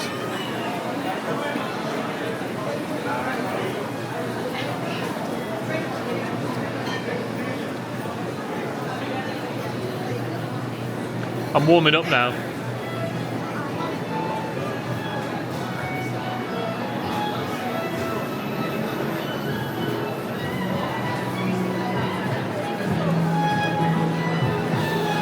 I said there's normally loads of seats upstairs that people forget about. Look at all the merch down there. All the merch down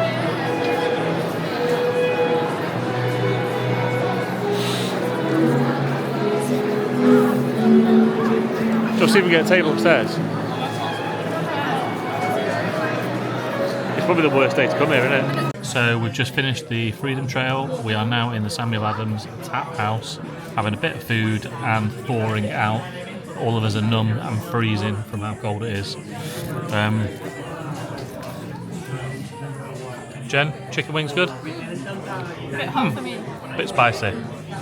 Jack, what have you got? Hot dog. Baseball hot dogs, Fenway hot dogs, aren't they? That's what it says, yeah, Fenway. And Joe, for a change, is having cheese and tomato pizza just for me. And the nachos are excellent as well. And I'm on the buffalo wings, delicious. What were we going to say, Joe? Oh, look at that cheese pull. That was a nice cheese. A nice piece of pizza. Yeah. Wonder where TD Garden is.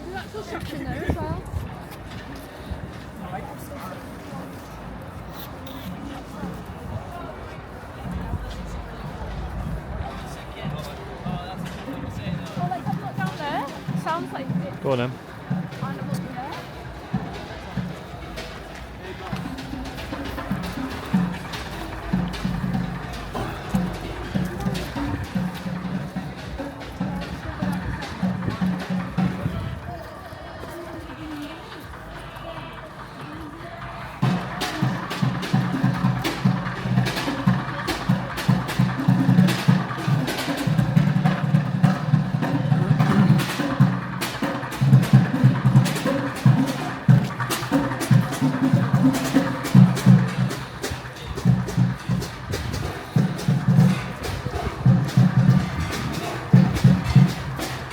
Oh, Jen, there's Margaritaville.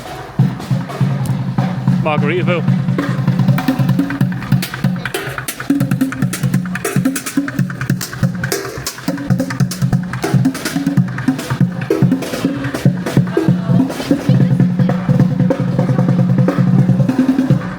Yeah, it's good.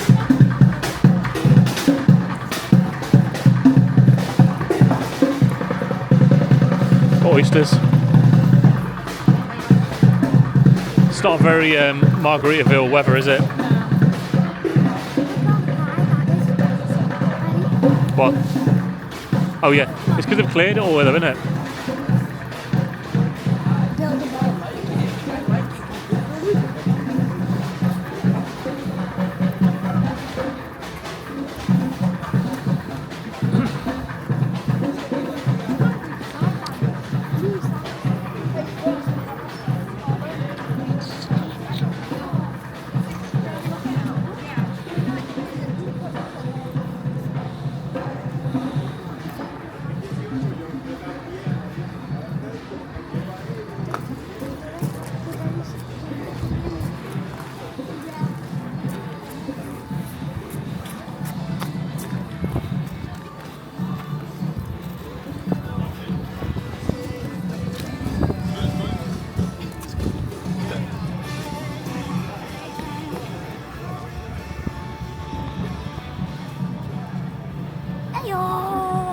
You having a good time, Joe?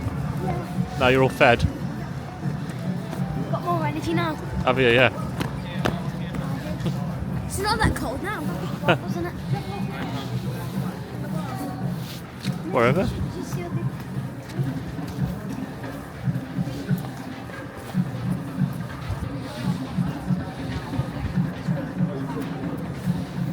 What?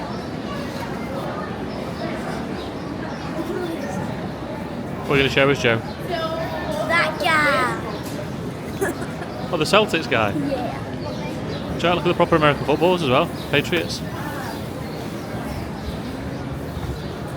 Ooh, I'll probably find them tomorrow. Yeah, yeah. What was that?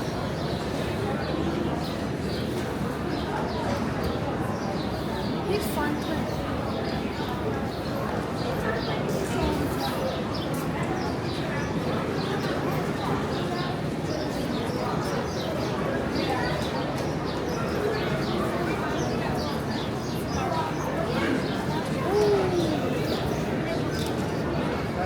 Do you like that guy?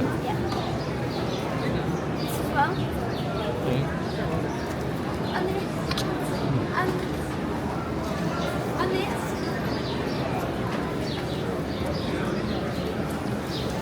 And this. Oh, John, there's your hat. Evelyn, come here.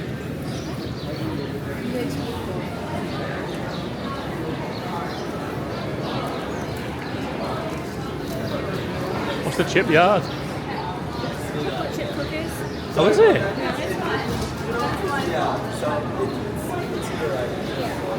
that, Joe? The Boston chip jar. Chocolate chip cookies. I just want a busted peanut Wow.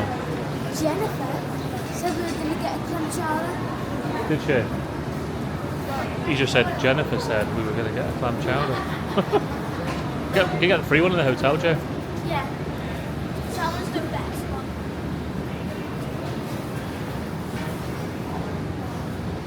That's a good one, isn't it? Oh, you better just gonna hang out there.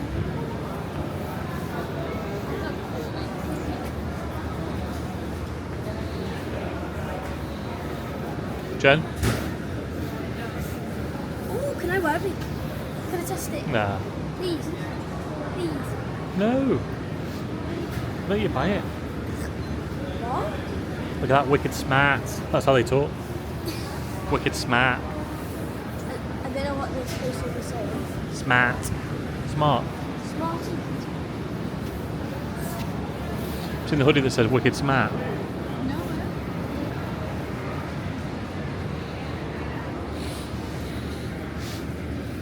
That's how they talk, isn't it? This is warm out.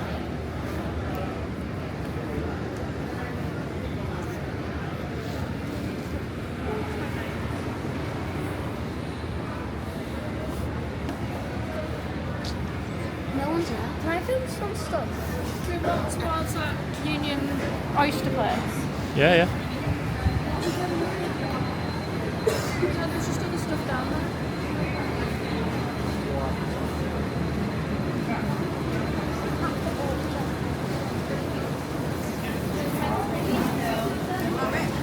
Oh, look at that. Say no to the pot. Look at the stand.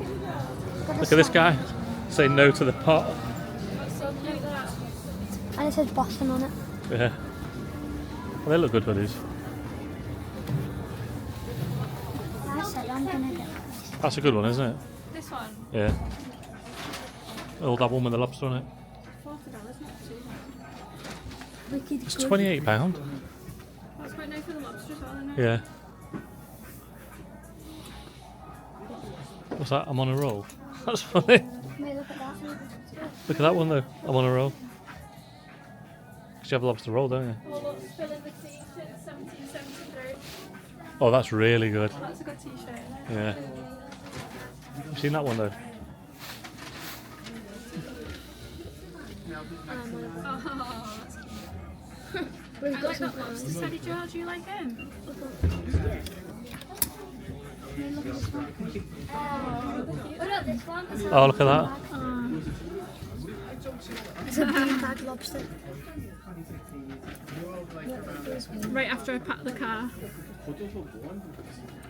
Park the car. Excuse me. Oh, That's good though. yeah. There's nothing that as well, $25. Mate, look at that. I might get that. Get it, yeah? I came for the lobster, That's nice. beer, chowder, I've got to. bake, I potato. don't care what I it don't know is. what that I've is. got to. Baked beans, isn't it? I've got to. I don't care what it is. Which? Oh yeah, that's huge, isn't it?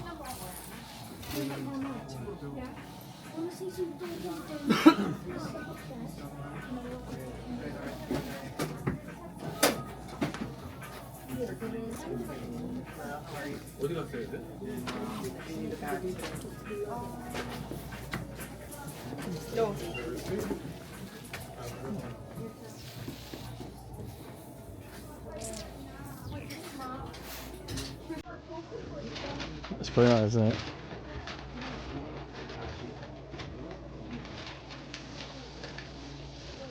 I think that's a saying here. Yeah, 'Cause I it's- do like slang. No, but it means being clever, wicked smart. Because it's where the universities are. Well, that's just where they're talking it, smart. Breathing trial. Oh yeah, that's good, isn't it? Can you get this in camera? Lobster poop. Little M&M. No, no.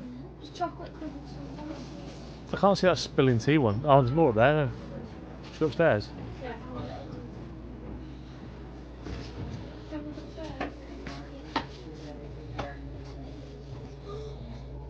Cranberry bog frogs. No, come.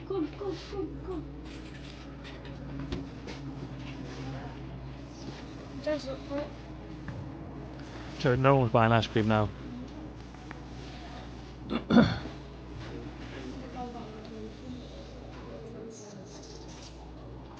There's there.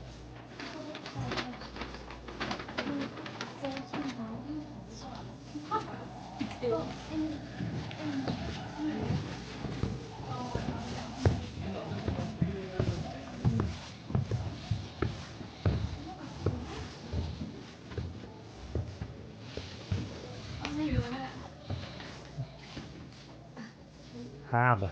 Yeah. 45, that is. That's really cool, that there. That's a very cool collection. Got nice stuff in it. Yeah, it's probably the best one we've seen actually. Yeah. You saw this? It's like a jelly cup. Oh, that's cute, isn't Jem, what about that one? Yeah. I'm getting seen. It's $10. What about that one? No. Who's this? $10 just that tiny bit. Crabby in the morning. So look down there. Didn't you say it would be crabby? Yeah. This morning. I said it would be good.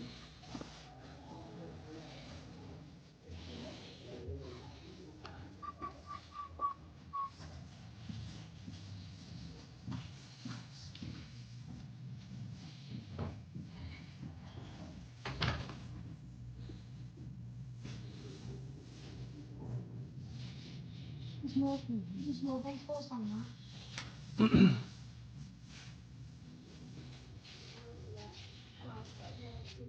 Yeah, this is your thing.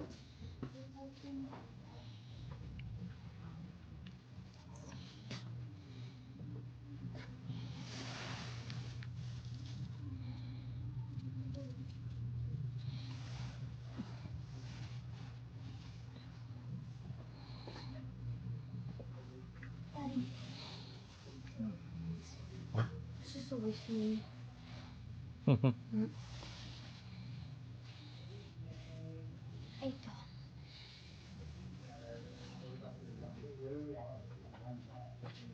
The Celtic stop. There's a Celtic stop in There's a lot. Celtic stop, Boston Celtics on sale. Well, I mean, I might get, you know, the baseball downstairs. Yeah, get it, Charles. How much? What is? That's £13. Get it?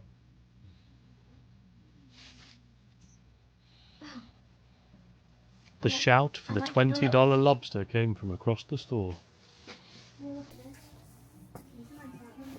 Yeah. I like that bee. Oh, it's nice and it's stressful. Yeah. It's nice though because you can feel this more. Yeah, this is good. Yeah. I love this. How much is it there? £8. Sure, we have got 120 now. But we have got tomorrow and all that, so I know. I'm getting that. What's them red socks? I'm getting it.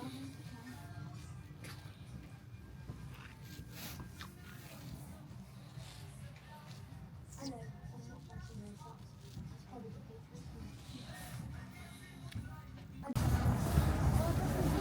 There's the boat over there, look.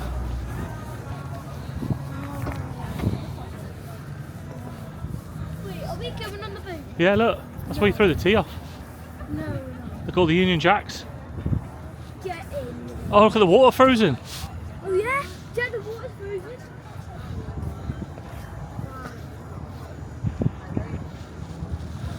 So we're getting on that boat? Yeah.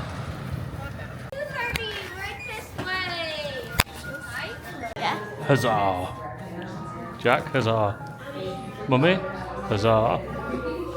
Here, but before we begin this meeting of the body of the people, I do have a request of you all. I have two very brief, quite literally one sentence long speaking roles in this meeting. Do I have anyone who would care to take up one of these roles? Here? Yes? Okay. Number one, Thomas Porter will be your new name for just an hour. Oh, perfect. Excellent. Welcome.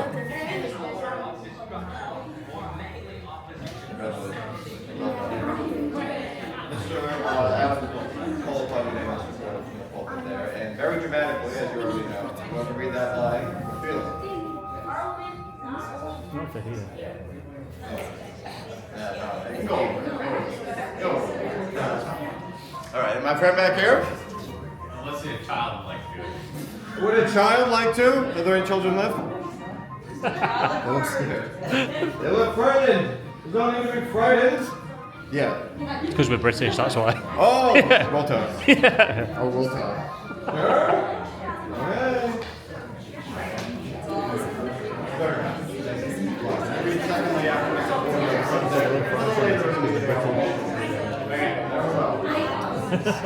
Okay, but for the rest of you, I'm going to give you non-speaking roles. These are actual individuals who helped commit, well, shall I say treason? We might have to commit some treason tonight. Maybe a little trespassing, right? Only if the governor says that we cannot send the tea back to England. We want to send it back. We don't want to destroy it, right? Yes, we're peaceable people.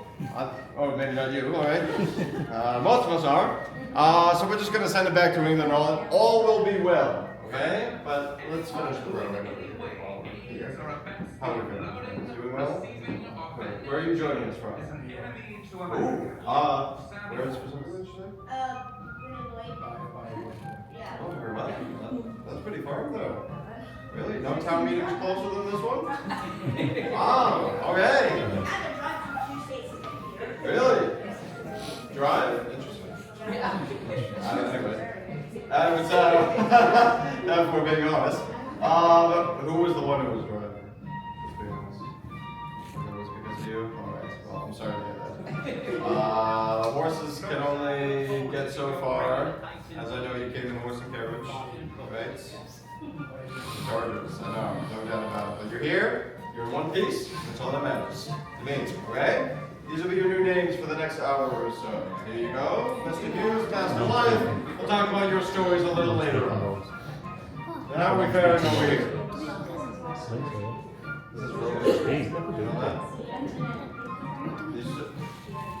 You're welcome. There's plenty more where that comes from. For the next hour or so, okay? Get ready. Buckle up. Where are you joining us from?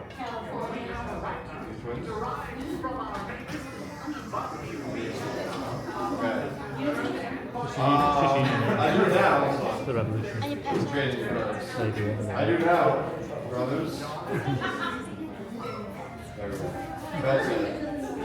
Of course. How are you faring, friends? Good. Where are you all joining us from? Oh my lord. On a ship just for a town meeting. We appreciate it. It's a true dedication to the cause. Thank you. Alright. How are you all? Indeed. Well, I'll talk about that a little later on. Alright. Now, where are you joining us from? Oh! It's actual cell phone? It is. Yes? Well, that's the problem when they first came to Boston, is they were trying to find fresh water. It was all salty with the sea. It is. Well said. Yes. Right? They went north, they went south, and they finally settled on the peninsula here. So that's why we're in these mudflats, essentially, as you can clearly see. Don't worry, it's melting. It's getting a little warmer. It's nice. Hope it's warm in your cold and it's much. It is. I'm sure you feel it. Feel the difference. Yeah, this is palpable. I would agree. Absolutely. These will be your new names, my friends. Alright. Let's see.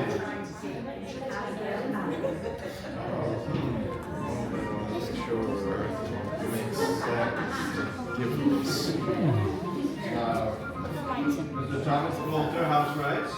And Mr. Mr. Brown, house carpenter. Both occupations pay well, so let's be grateful for work, any employment. Thanks. Of course. Goods. Goods for the rest of the class to share, or no? Good. Absolutely. Welcome. Okay, great. Yeah, thank you. Team.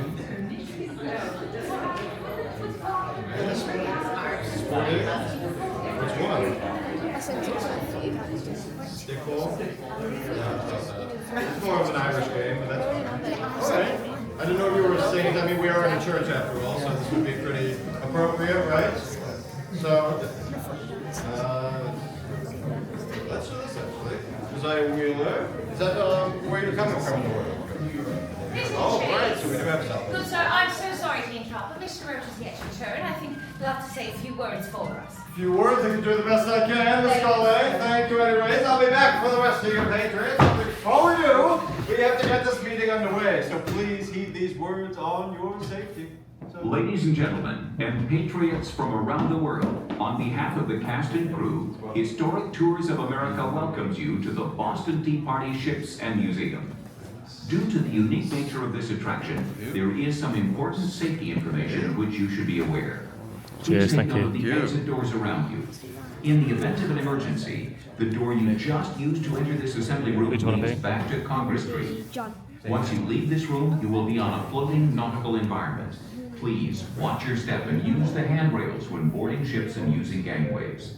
Should there be an emergency during your visit to the barge or ships, follow the gangways back to this building and use the exit doors provided. There will be staff members on hand to assist you. Please silence all cell phones and electronic devices that may disrupt anyone's enjoyment of the experience. The use of cameras is permitted in this room, on the ships and open-air decks, but not in the museum below. Please stay with your Boston Tea Party host throughout your experience. It's December 16, 1773. My name is Thomas Chase of Newbury, Massachusetts, north of Boston. I'm a distiller of spirits at Chase and Speakman's Distillery on Hanover Square in the south end of Boston.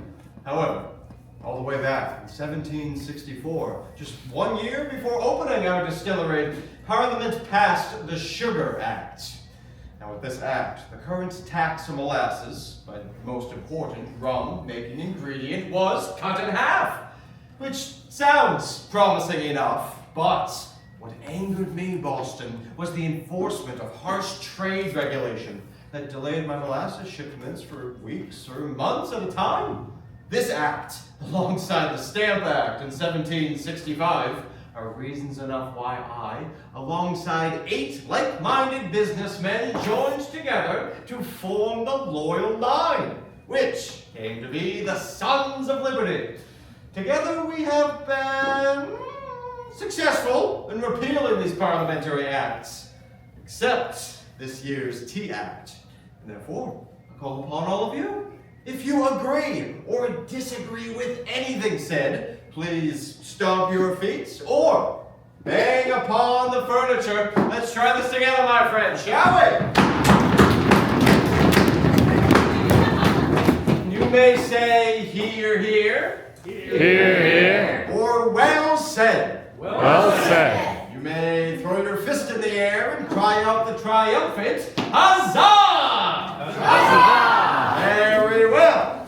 Now in matters of pure disagreement, you may boo, boo, or hiss. Oh, you may use the most offensive word in all of these colonies, fie. F-I-E. Of course, there was an equally rude hand gesture to go along with this. First, place your thumb upon your nose. Then raise the flag. Wave the flag, and turn whomever you wish to offend, and say fine. That is the idea, but on to the business at hand. We have speaking with us on this matter of the tea and ardent patriot, and a fellow son of liberty, Mr. Samuel Adams. Huzzah! Huzzah! Good day to you all. We are gathered here today to discuss yet another crisis forced upon us by Parliament, supposedly on behalf of our monarch, King George III. Out in Boston Harbor are 3 ships, the Eleanor, the Dartmouth, and the Beaver, and their holds are bursting with 340 crates of East India Company tea. Now, under the law, each of these vessels have 20 days to unload their cargo and pay their duty or tax on tea. But tomorrow marks the 20th day of the ship dark, making this body of the people all the more important. For this, it's your final chance to affect these events in our favor! Now, earlier this day, it was requested that the ship's owner, Francis Roach, should obtain word from our esteemed Royal Governor Thomas Hutchinson. Ah! A man who abandoned the cause of the people years ago. Yet, he is the only one who could grant a pass to allow these ships to return to England without unloading their pernicious cargoes. Now, Mr. Roach, he did leave us several hours ago. Yes. We await his return, and we cling to the hope that the governor will listen to reason. For that cargo is unloaded. It shall be you, the people of Boston, who shall be forced to pay this unjust tax on me. As we all know, this is not the first time Parliament has set forth taxes upon us, and without a consent. It was only 8 short years ago, 1765, when Lord Grenville saw fit to tax our letters, our newspapers, all of our printed documents under the Stamp Act. Yes, many were outraged by the Stamp Act, and many did set to the streets, but I'm not the only one to be outspoken on the issue of the Stamp Act. I see we have Mr. Thomas Porter. You've always been vocal on the issue of taxation, so what say you on the Stamp Act? Parliament not only taxed our paper and ink, they even taxed our cards and dice. Well said, sir. And I'm glad to see that your anger has not diminished over the past 8 years, and for a good reason. For we were told these taxes were meant to repay a debt from the French and Indian War, a debt for which we have already paid 1,000 times over. For was it not our fathers, our brothers, many of us who fought alongside the King's army during that conflict? If there was ever a debt to be paid, I say we did so at the expense of blood. And all that good New England blood. This is a price we've been forced to pay far too often. Lest we forget the 5 innocent Bostonians who were gunned down on King Street in March of 1770, massacred by the very British regulators who were sent to protect our streets. Now, it was thanks to the work of my cousin, John Adams, we gave those men a fair trial, and the entire 29th Regiment was to recall their act. But the recall of 1 regiment alone is not enough. I say nothing short of a total evacuation of the town of these bloody back troops shall satisfy the public mind or preserve the peace. But our cries, as loud and valiant as they may be, are not heard by those in Parliament. After the Stamp Act was appealed at the behest of our king, those greedy ministers in Parliament next saw fit to pinch our pewter candlesticks, our paint, our lead, our glass, and yes, tea, were all taxed for a man who we thought was our friend in Parliament, the good name of Charles Townshend. Aye! May God rest his spirit. Now, Mr. Porter's anger has been echoed by others as well. James Brewer, I heard that your house needed new windows, but with a tax on glass, how did you manage to pay for them during the town centers? I did not pay for them. I was forced to choose between new windows or putting food in my family's belly. Thank you. Oh. Thank you, sir. But there is no need to weep so openly. Make dry those tears from your eyes. For it was in response to outrages such as these that merchants banded together. We signed non-importation agreements, stating that we would no longer buy or sell any of these unjustly taxed goods. And many of the women in Boston joined non-consumption agreements, promising that these English goods would not enter their homes. It is by your united efforts, by your united resolves, you forced these towns and duties to be repealed. Huzzah! But there does appear to be an ever-growing hole in the purse of the English treasury, and now their greedy eyes have turned to our tea. If Lord North wishes to force a 3 pence per pound tax on tea to signify the supremacy of Parliament and its supposed right to tax the colonies, then I say, we just have a right to demand representation there. The Magna Carta of 1215, our Charter of 1691, these are the very founts of our British liberties, and they make it clear. No British subject can be taxed without consent of their representatives. If they expect us to pay taxes like Englishmen, to go to war and fight like Englishmen, then we have the same basic rights as Englishmen. Well, yes, Mr. Adams. We must all cling to the spirited words of James Otis that echoed from State House Square and went to these beloved colonies like a trumpet from heaven. Taxation without representation is tyranny, and the time for petition and compromise is over. Huzzah! Huzzah! Mr. Adams, I'm sorry. Francis Roach has returned. The governor's word is in. Right. Well, it seems that the governor is willing to grant anything consistent with the laws and his duty to the king. Great. But orders of the vessels cannot leave unless the cargo is unloaded, as the law demands. Now what say you all to this? There you have it! Our governor refuses to send the tea back to England. The time has come for you, the people of Boston, to decide what to do. Therefore I turn to you, Mr. Chase. Yes, sir. Yes, what do you think we should do with the tea? Well, you do ask me, Mr. Adams. I say that tea and salt water shall mix tonight, but should we put this to a more formal vote? Very well. All those in favor of destroying the king's tea, say aye! Aye! Any opposed? None. Moving on. Well, we have a mighty mob on our hands, but let me warn you, if you destroy this tea tonight, you may be subject to arrest. Families, those powerful, so you're subject to the fullest penalties of the law if you're caught. Therefore, we should do our very best to conceal our identities this night. How shall we do that, Mr. Adams? Never fear, simple closer blankets will suffice. But let us all use a symbol into all the colonies, our unique symbol for North America.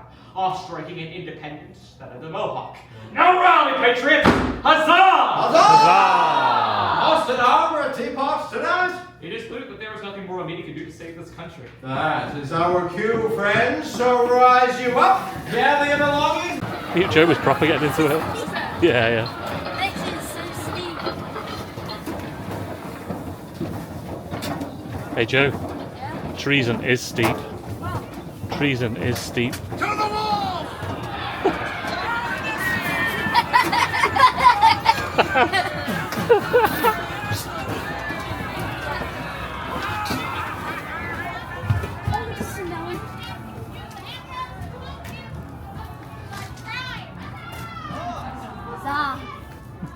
Huzzah! What's up? Hazard. Hazard. Eden Hazard. Yep. I call him Eden. Yeah, Eden Hazard. Eden. Is he called Eden? Eden Hazard. Yeah, I can't remember that. Thank you. Absolutely. Or should I say sorry? Don't worry, we're going to throw them all over. Oh, great. Okay. Perfect. Obviously. Perfect, yeah. That's how it works. See, we're actually undercover, you see, so. Spies? Yeah, obviously. I see. You can tell by the accent. Oh, yes. Yep, very convincing. Well done. Well, welcome aboard, my friends. I have some quick questions. That was amazing, that, by the way. Really good. Disguised, and it's dark and raining, and this is illegal. So I worry about things. So if you're here to destroy the King's Fowl tea, say aye. Aye. Good. That's good. If you're gonna cast off Parliament's yoke of tyranny, say aye. Aye. It's also very good. That's good. If you're here to be captured and arrested for treason, say aye. Yeah, everybody hang on to your loved ones. We're not getting arrested. It'll be very bad and just the beginning of the punishment. You know, it's treason, what you're about to do. This government property, throwing it into the harbor is a very wicked and naughty crime. It's called treason. And under our good English laws here in Boston, treason is, of course, punished with Death. yeah, so public hanging. Very embarrassing. Very awkward. So, we're going to stick to the plan. You're all disguised. It's raining. There's like 50 of you. You're very frightening. You have a tarring and feathering committee. The redcoats aren't allowed in town, so we should be safe tonight. But I'm worrying about, the coming days and weeks when everyone's going to be asking, who could have done such a horrible thing? Or why didn't they set the ship on fire? People will have questions. And we are going to be very unhelpful because I'm going to swear you all to a solemn oath of secrecy. Because that is the only way we can get ourselves in trouble, is if we tell people it was us. So please don't do that. Please don't do that. And let's make it official. Everyone raise a hand and repeat after me. I promise. I promise. I shall never tell. I shall never tell. I trust you. You all seem very nice. Pocket. So, we've got lots of work to do. As you see, I called up 3 chests of tea. These are small crates of tea. Obviously, some of it's probably green tea in this economy. Good for you. You're drinking green tea. I am not. I live in the old house. I drink boo-hee. That's in the big 400-pound crates. We're going to make the kids do it. Child labor's legal. So, speaking of child labor, let's get some of our younger patrons. 3, I think, is a good number for that first volley. Yeah, you two, you're being voluntold. Yes, Go you, my friend. Woo! Yes. Oh. Applaud your neighbors. So, gentlemen, these chests weigh each 100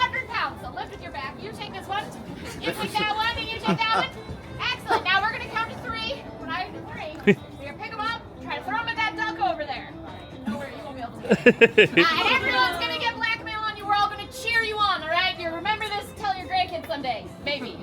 All right, ready? Into the harbor. 1, 2, 3, over the Go on. Go on.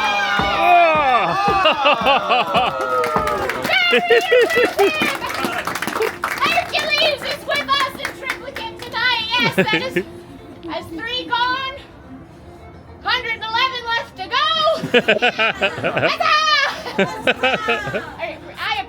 I appreciate your enthusiasm. Yes. So we're going to storm below deck and get the rest of the tea. Now, when I say storm, what I really mean is follow me carefully, please, down the set of stairs. We're not going to go down those stairs. It's bad luck. It's one way below deck, so we're going to hope to avoid that fate worse than death. Boston traffic. So follow me. We're going to go down below. Hold on to yourselves. Hold on to your loved ones. Watch your step. Use the handrails. Watch your head if you're taller than me.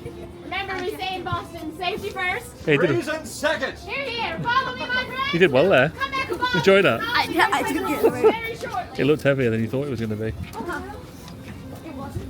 This is the cargo Did you hit the hold. duck?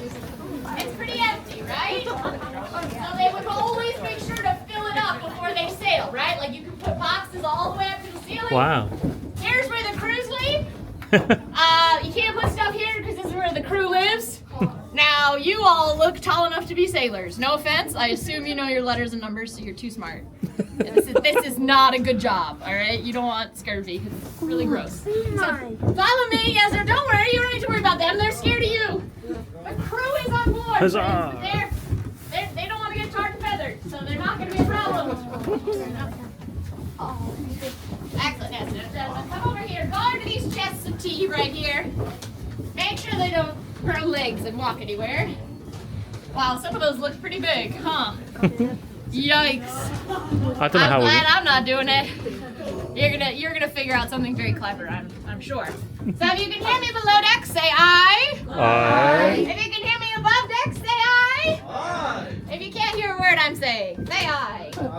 Aye. So some of my children aren't working. Curious. So we're gonna get started with our tea destruction. First step, find the tea. It's in the cargo hold where we're standing right now, which, if you're very clever, you've already figured out. Cargo hold holds the cargo. I know. What's in this barrel? None of our business. We're only here for tea. The tea looks like that. It's in very clearly marked containers. The East India Company are very brand conscious and pretentious, so they put their merchant's mark, their initials, and a little heart on everything. It's supposed to be a sign of quality, but we'll see about that. So these chests range from 100 pounds to 400 pounds. So obviously child labor is going to come into play. Some of you young people also understand technology, right? Yep. Good. Young people always do. So the technology in my day is ropes and pulleys. Right? We're gonna tie up the chests of tea. These stairs aren't here, all right? So this hatch is open for us in 1773. These stairs are here for your safety.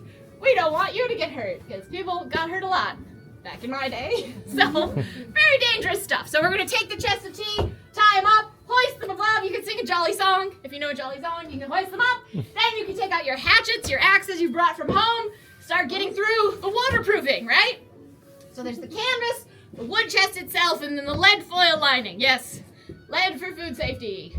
We don't do that. Lead is not food safe. We didn't know we were putting in everything. Lead's poisonous. Yeah, it's not good. So we are going to get through all that waterproofing only to discover the tea that the East India Company has sent you. Wait for it. The tea is stale. I know. It's like, couldn't they? You said it, not me, but I agree with you. So obviously, you know, this is what some of you were worried about, that our government wasn't listening to us and that things were not going to get better. And here we are. They sent us stale, moldy tea. So also, please don't steal it. Yeah, I know. Isn't that nasty? You can hallucinate. It's very. Don't give your wife moldy tea. So we're going to go storm into the captain's cabin. It's the only nice part of the ship. So you may as well see it. Captain has been very rude to me.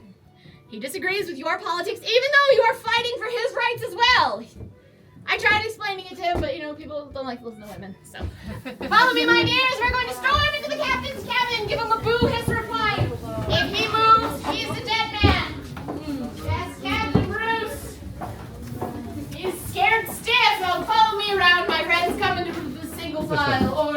old-fashioned, yes. See, we must exit the same way we come in. We're avoiding Boston traffic. I'm proud of all of you. Captain and first mate, sleep in the back of the ship. All of us who you know. Captain and first mate are sons. So obviously, It's comfy, isn't it? good to, you know, be born into a position of power. That's the best case scenario. Now you gentlemen can go up above. You can destroy some more tea. You can try your hand at the captain's wheel. Just don't set any fires. All right? I will. No, it's in Rhode Island. It's already on fire. Leave that for Rhode Island.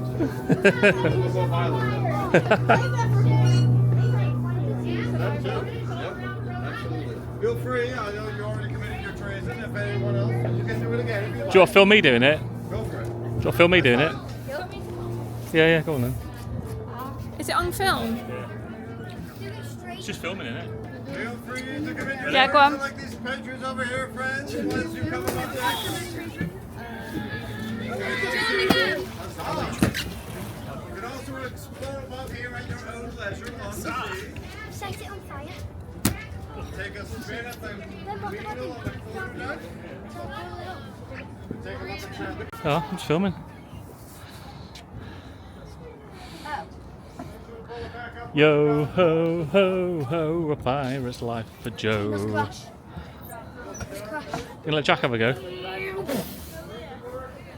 Yo, oh, oh.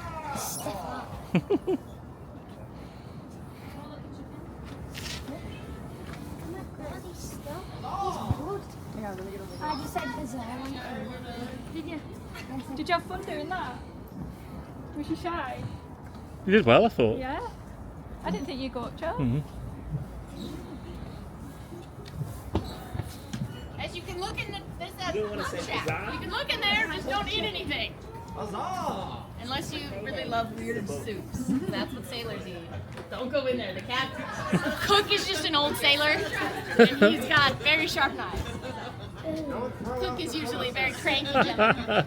Worked hard. We've been met for many months talking about what we're going to do tonight. Do you want to not have a go? No. I want another go because I only did it once. Or should we do a picture? I did it twice. Ready? Let me see you. Watch your foot. Don't get tangled up in it. Go nearer. Go on.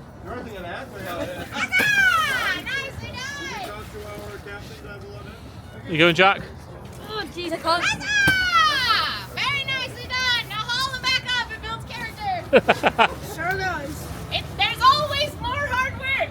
Come on, Joe. You can do it. You do it. Excellent. Oh, thanks. Come on, Mummy. No, you can do it. Come on. Come on. Come on. Come on. Come on. 340 crates of that East India Company tea. Huzzah! Now, many of you fine patrons may be wondering to yourselves, but Mr. Chase, is this where the tea destruction actually took place? Well, to answer that question, let us look to the equally confusing, nearly impossible to navigate. Running off the wall. As you can see, Old Boston has much more water surrounding it. Newer Boston, much more navigation captain. Usually gave Captain quite a difficult time in navigating those waters, which is another reason why the molasses and sugarcane shipments continue to be delayed. But to remedy this, methods such as bonfires, lighthouses, such as the one built south of the island of Great Brewster decades ago in 1716. As well as pilots. Now, pilots are those who boarded these vessels once they entered the Boston shoreline and knew the geography of our town like the back of their hand. So, they could help captains and their crews guide these ships away from deadly rocks, more toward the safety of wharves. Wharves such as Jackson. Griffin's Wharf. The original tea destruction took place on the bitter night of December 16, 1773. Yes, it can be seen right across the water there, near that red brick building with the green windows. That would be a good time to use those portrait-taking devices. But I know we are probably eager to get back to our homes, Remove our disguises so we can stick to our old secrecy. This is Mrs. Egley teaching us about. But just a block. As what? I have full faith in all of them. Oh, definitely, yes. That no one is definitely going to blab and give out any names of anyone that was here. Maybe some. Maybe some. Jackson, you seen that? Michael Jackson. Unfortunately, this list was produced over a number of years, and we can thank two I'm on individuals in particular. Moses Grant. Hey? Moses Grant's me. Oh, yeah. Wyatt and George Roberts, 12 years Samuel old. Gore. Here, friends. In the back, hiding like cowards, breaking your oath of secrecy. But they did wait until at least the 19th century. Oh, so I'm dead by now. Exactly. We are covered. Oh, there's me, Right? Samuel Gore. We found you. Not covered the day after its What? destruction. Everyone's on That's there. what Yeah, we're yeah. going to transition into next. I know, right? Consequences for our actions? I never thought possible, but here we are once again. If you have one of those portrait-taking devices, please place those in your pockets now, as there are no pictures or videos from this point onwards.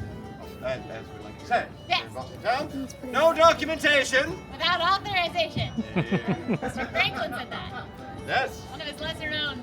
Lesser known. Yes, off with you. Go home. Where? Going that way. Jack. Where was the freedom trail going? Stop right there. Yeah, but which way was it pointing? Down there. But it was that down. Oh, I can see what's on that one.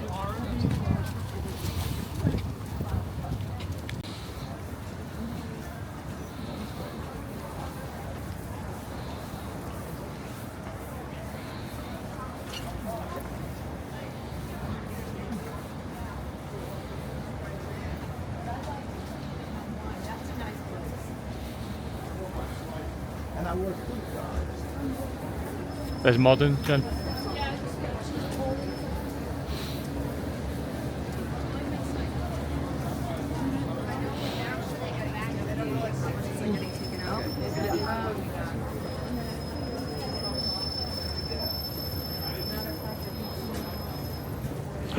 Look you.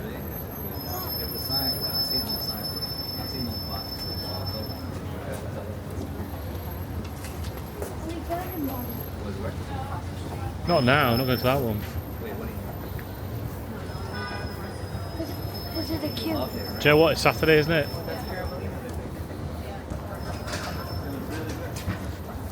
What time is that?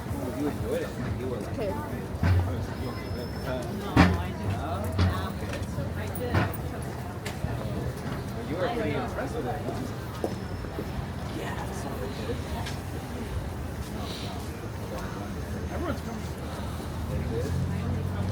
That's like that bloody place in Disney, isn't it? The people should come for the weekend though. Yeah.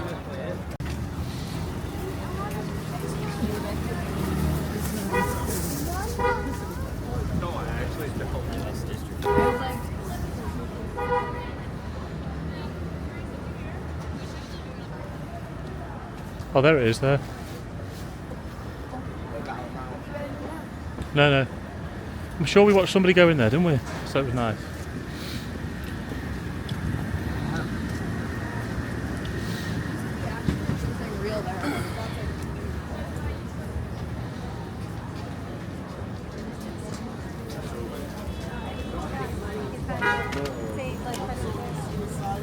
Something real, isn't it?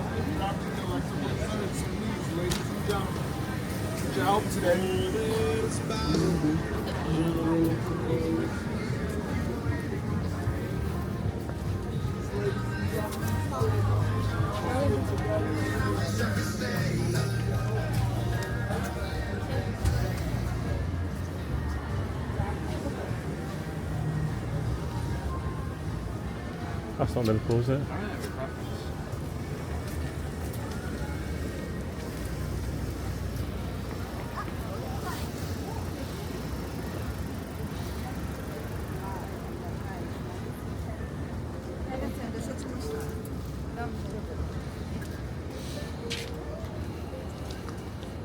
So wait, did we come back like 2 days later to go to?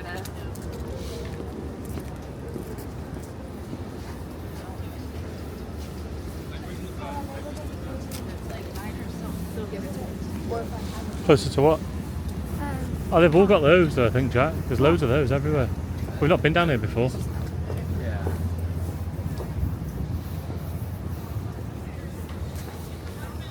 It's nice down here though, isn't it? North End. This is like Chelsea again, isn't it? Where are we going now? Nowhere now. Oh, do you want to go to 7-Eleven? Yeah. 7-Eleven. Where are we going? 7-Eleven?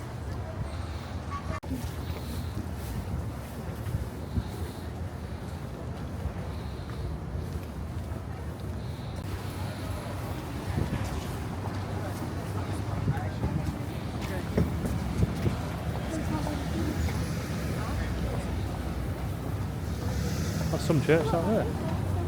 Yeah, yeah. Go down this side road.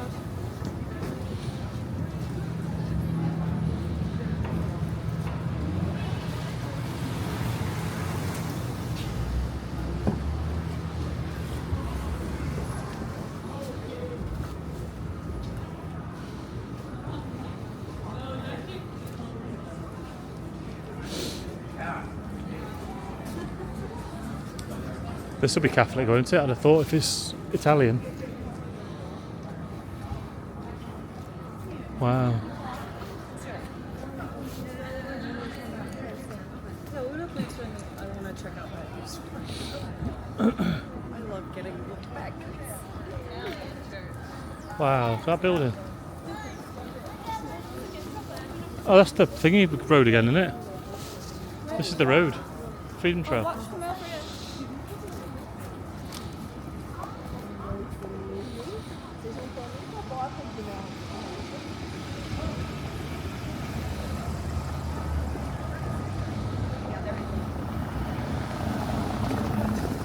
Oh, it's Paul Revere's house. There. Yeah. Watch this poop, Jack.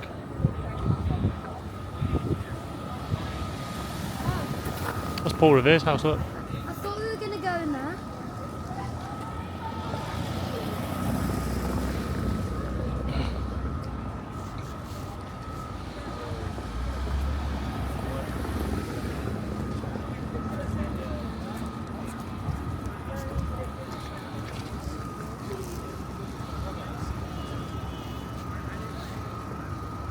Oh, is that the mall down there?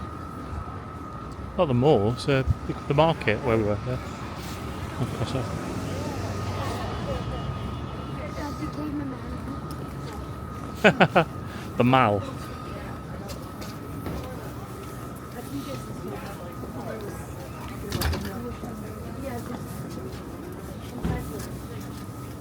Is that limoncello as well?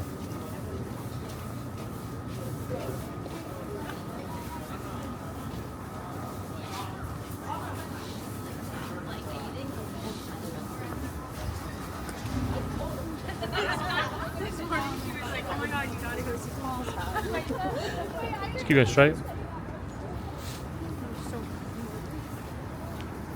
It's nice right here as well, isn't it?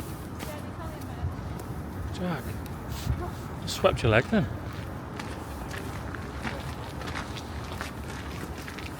I think they're going to be close to time.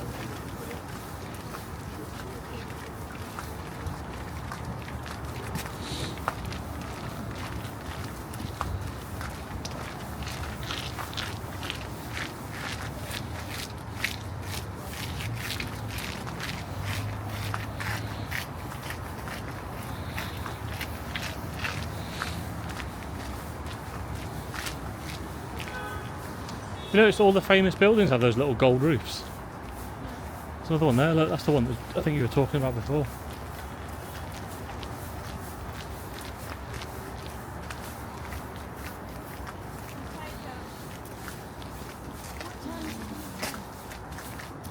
Nine now.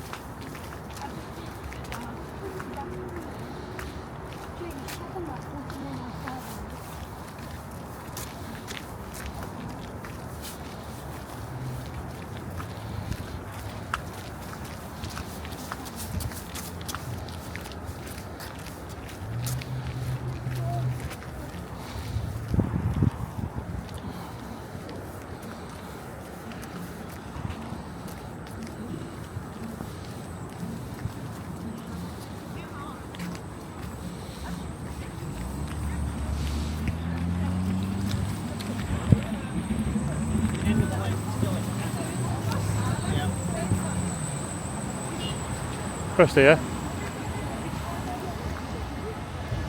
Was that your wheel, Jen? I'm not wearing it. Hello. Where's Jack? Dunno.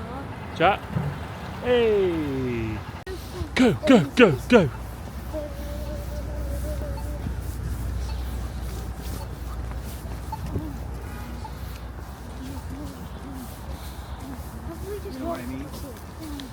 Yeah, we walked to that side, I think, a little bit further, the next one.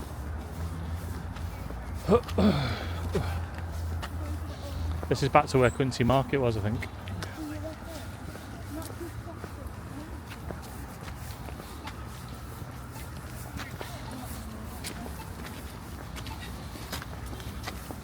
Oh man, I just missed it. Wait, wait, wait, wait. Go. Yeah. Wait, wait, wait, wait. Huzzah me, go on. Huzzah! 1. Huzzah! Hey, look at his little face. Huzzah! Jack! Jackie! Yeah. Huzzah! Huzzah! Huzzah!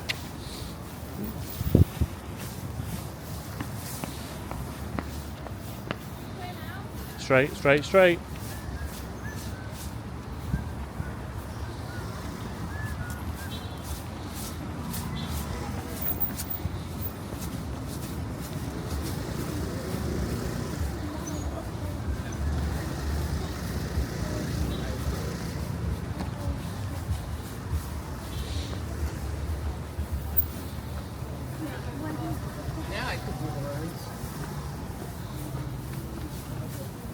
Good deals, good deals.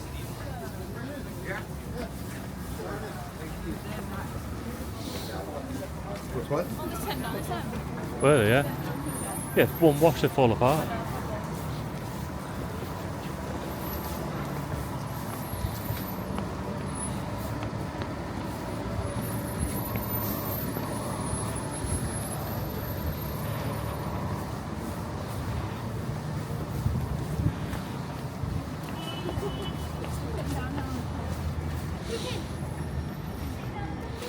I'm not going to Duncan for the 3rd time today.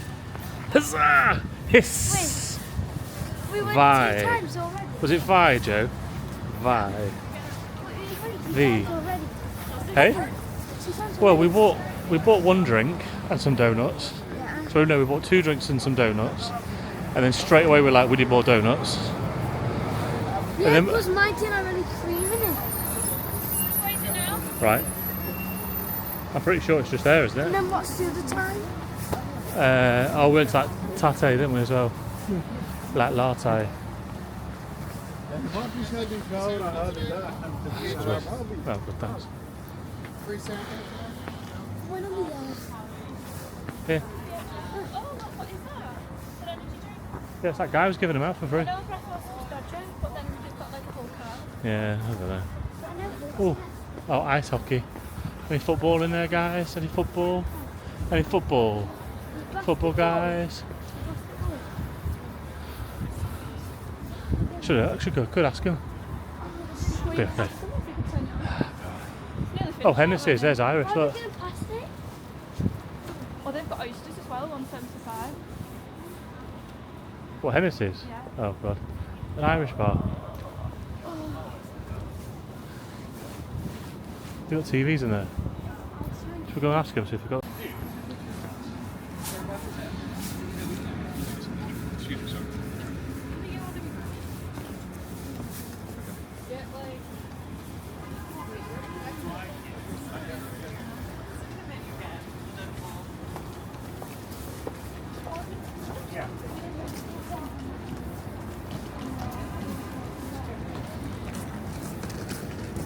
Which one are we going in?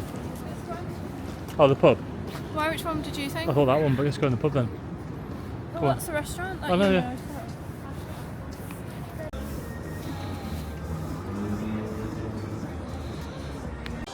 Hi, Joe. Hi. What has been your favourite thing today? Probably the pirate thing. The pirate thing? The Boston Tea Party? You know it's not pirates though, yeah? Okay. No, because that first was dressed later on. So that was your favourite thing, was it? You're going to insert video clip here. Yeah, of Joe throwing it, yeah. What was, of the tea throwing, what's the favourite, what's your memory of it? What's the thing you've remembered from all the stuff we were taught? What did they say for something good, Joe?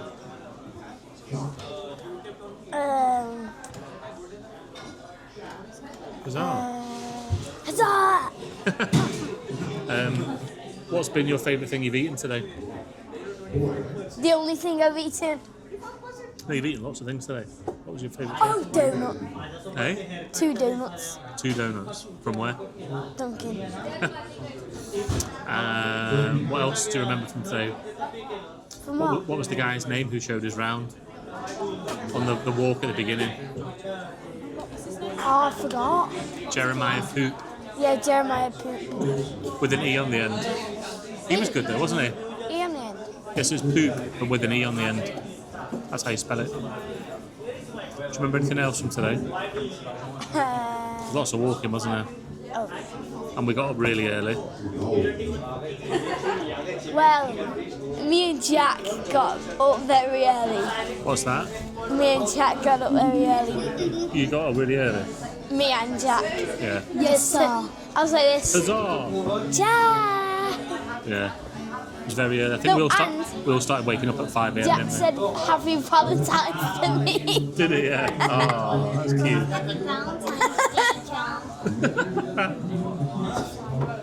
Okay. Into you, Jack. So we'll finish there. We'll do Jack now. See what Jack's memories are. So what do you want to say? So Jack. So what do you want to talk about? What do you want to talk about? So what's been your highlight of the day today?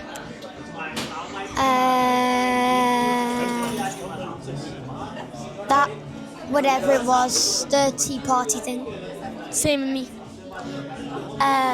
What's your favourite thing you've eaten today? Of eating? Donuts. From where? The Boston cream donuts from Dunkin' Donuts.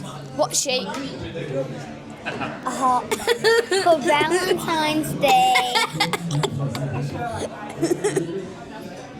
How many steps have we done? You can show your Oh yeah, how many steps have you done? So I've done Day 1. I actually really like the walk this morning. I've done 19,516.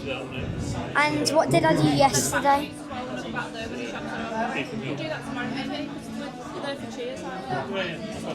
Yesterday I did 6,583. Yeah, but then what was it today? What was it? I think I just showed them then. No. Yeah, 19,516 today. You still recording? Yeah. So David, what has been your highlight of the day today? So Joseph, my highlight of the day was being woken up before 5 a.m. by you two rascals. What's your favourite thing you've eaten today? What have I eaten today? What's that? What's that? Those chicken wings were nice from the tap house. They were good. The donuts were good. I thought, was it Tatte, where you get the lattes? That was good. Yeah, I think it's all been good, hasn't it? How many steps have you done today? Oh, good question. Nearly 18,000. Thank you, David. Oh, was that the end? Yes. Good night and God bless. Merry Christmas. So that's the end of day 1 in Boston. How many steps have we done? Wait, 1 sec. I think I did 22,000. 22,000. Joe's has to be exact, so he's gone to find out how many steps he's done. But we've done the Freedom Trail. Well, sorry, no, actually. We were up at about 6 a.m, weren't we? Really early. Okay, so I've done 23,828. There you go. It's been a big day. So we started off by wandering around because we were all up early. Then we did the Freedom Trail. which was really good, wasn't it? We enjoyed that. Yeah. Then what did we do after the Freedom Trail? Went to Quincy Market, and we went to Samuel Adams' tap room, had some food, which was really nice. Yeah, wandered around Quincy Market. Yeah, and then we went to the tea party. That was your favourite bit, wasn't it? The pirate bit, even though it wasn't pirates. Joe thought he was a pirate. No, because the person dressed like him. He was dressed like a pirate, was he? What did he say? What was his... Huzzah! Huzzah! And then after, what did we do after that? We got a taxi to the Liverpool bar, but they weren't showing the game. They were showing the Winter Olympics. Yeah, ice hockey, so that was terrible. Then we wandered around some more, went to Little Italy to go to Mike's and to Modern Pastry, and they were rammed, so we didn't bother. And then we wandered around some more, and then we did some shopping. And now we're back, and it's been 12 hours later. When we came back into the hotel, I saved my shoes to get off last. And when I got them on, I was like... Yeah, that is pretty much what happened. We all went let out a sigh of relief when we took our shoes off, didn't we? So that will wrap day one of the Boston tour. At the minute, this video is likely to be about 22 hours because we've recorded so much. So good job if you've made it through. So what we'll say is good night. And what does everyone need to do? Like, subscribe, and comment. And we'll see you tomorrow.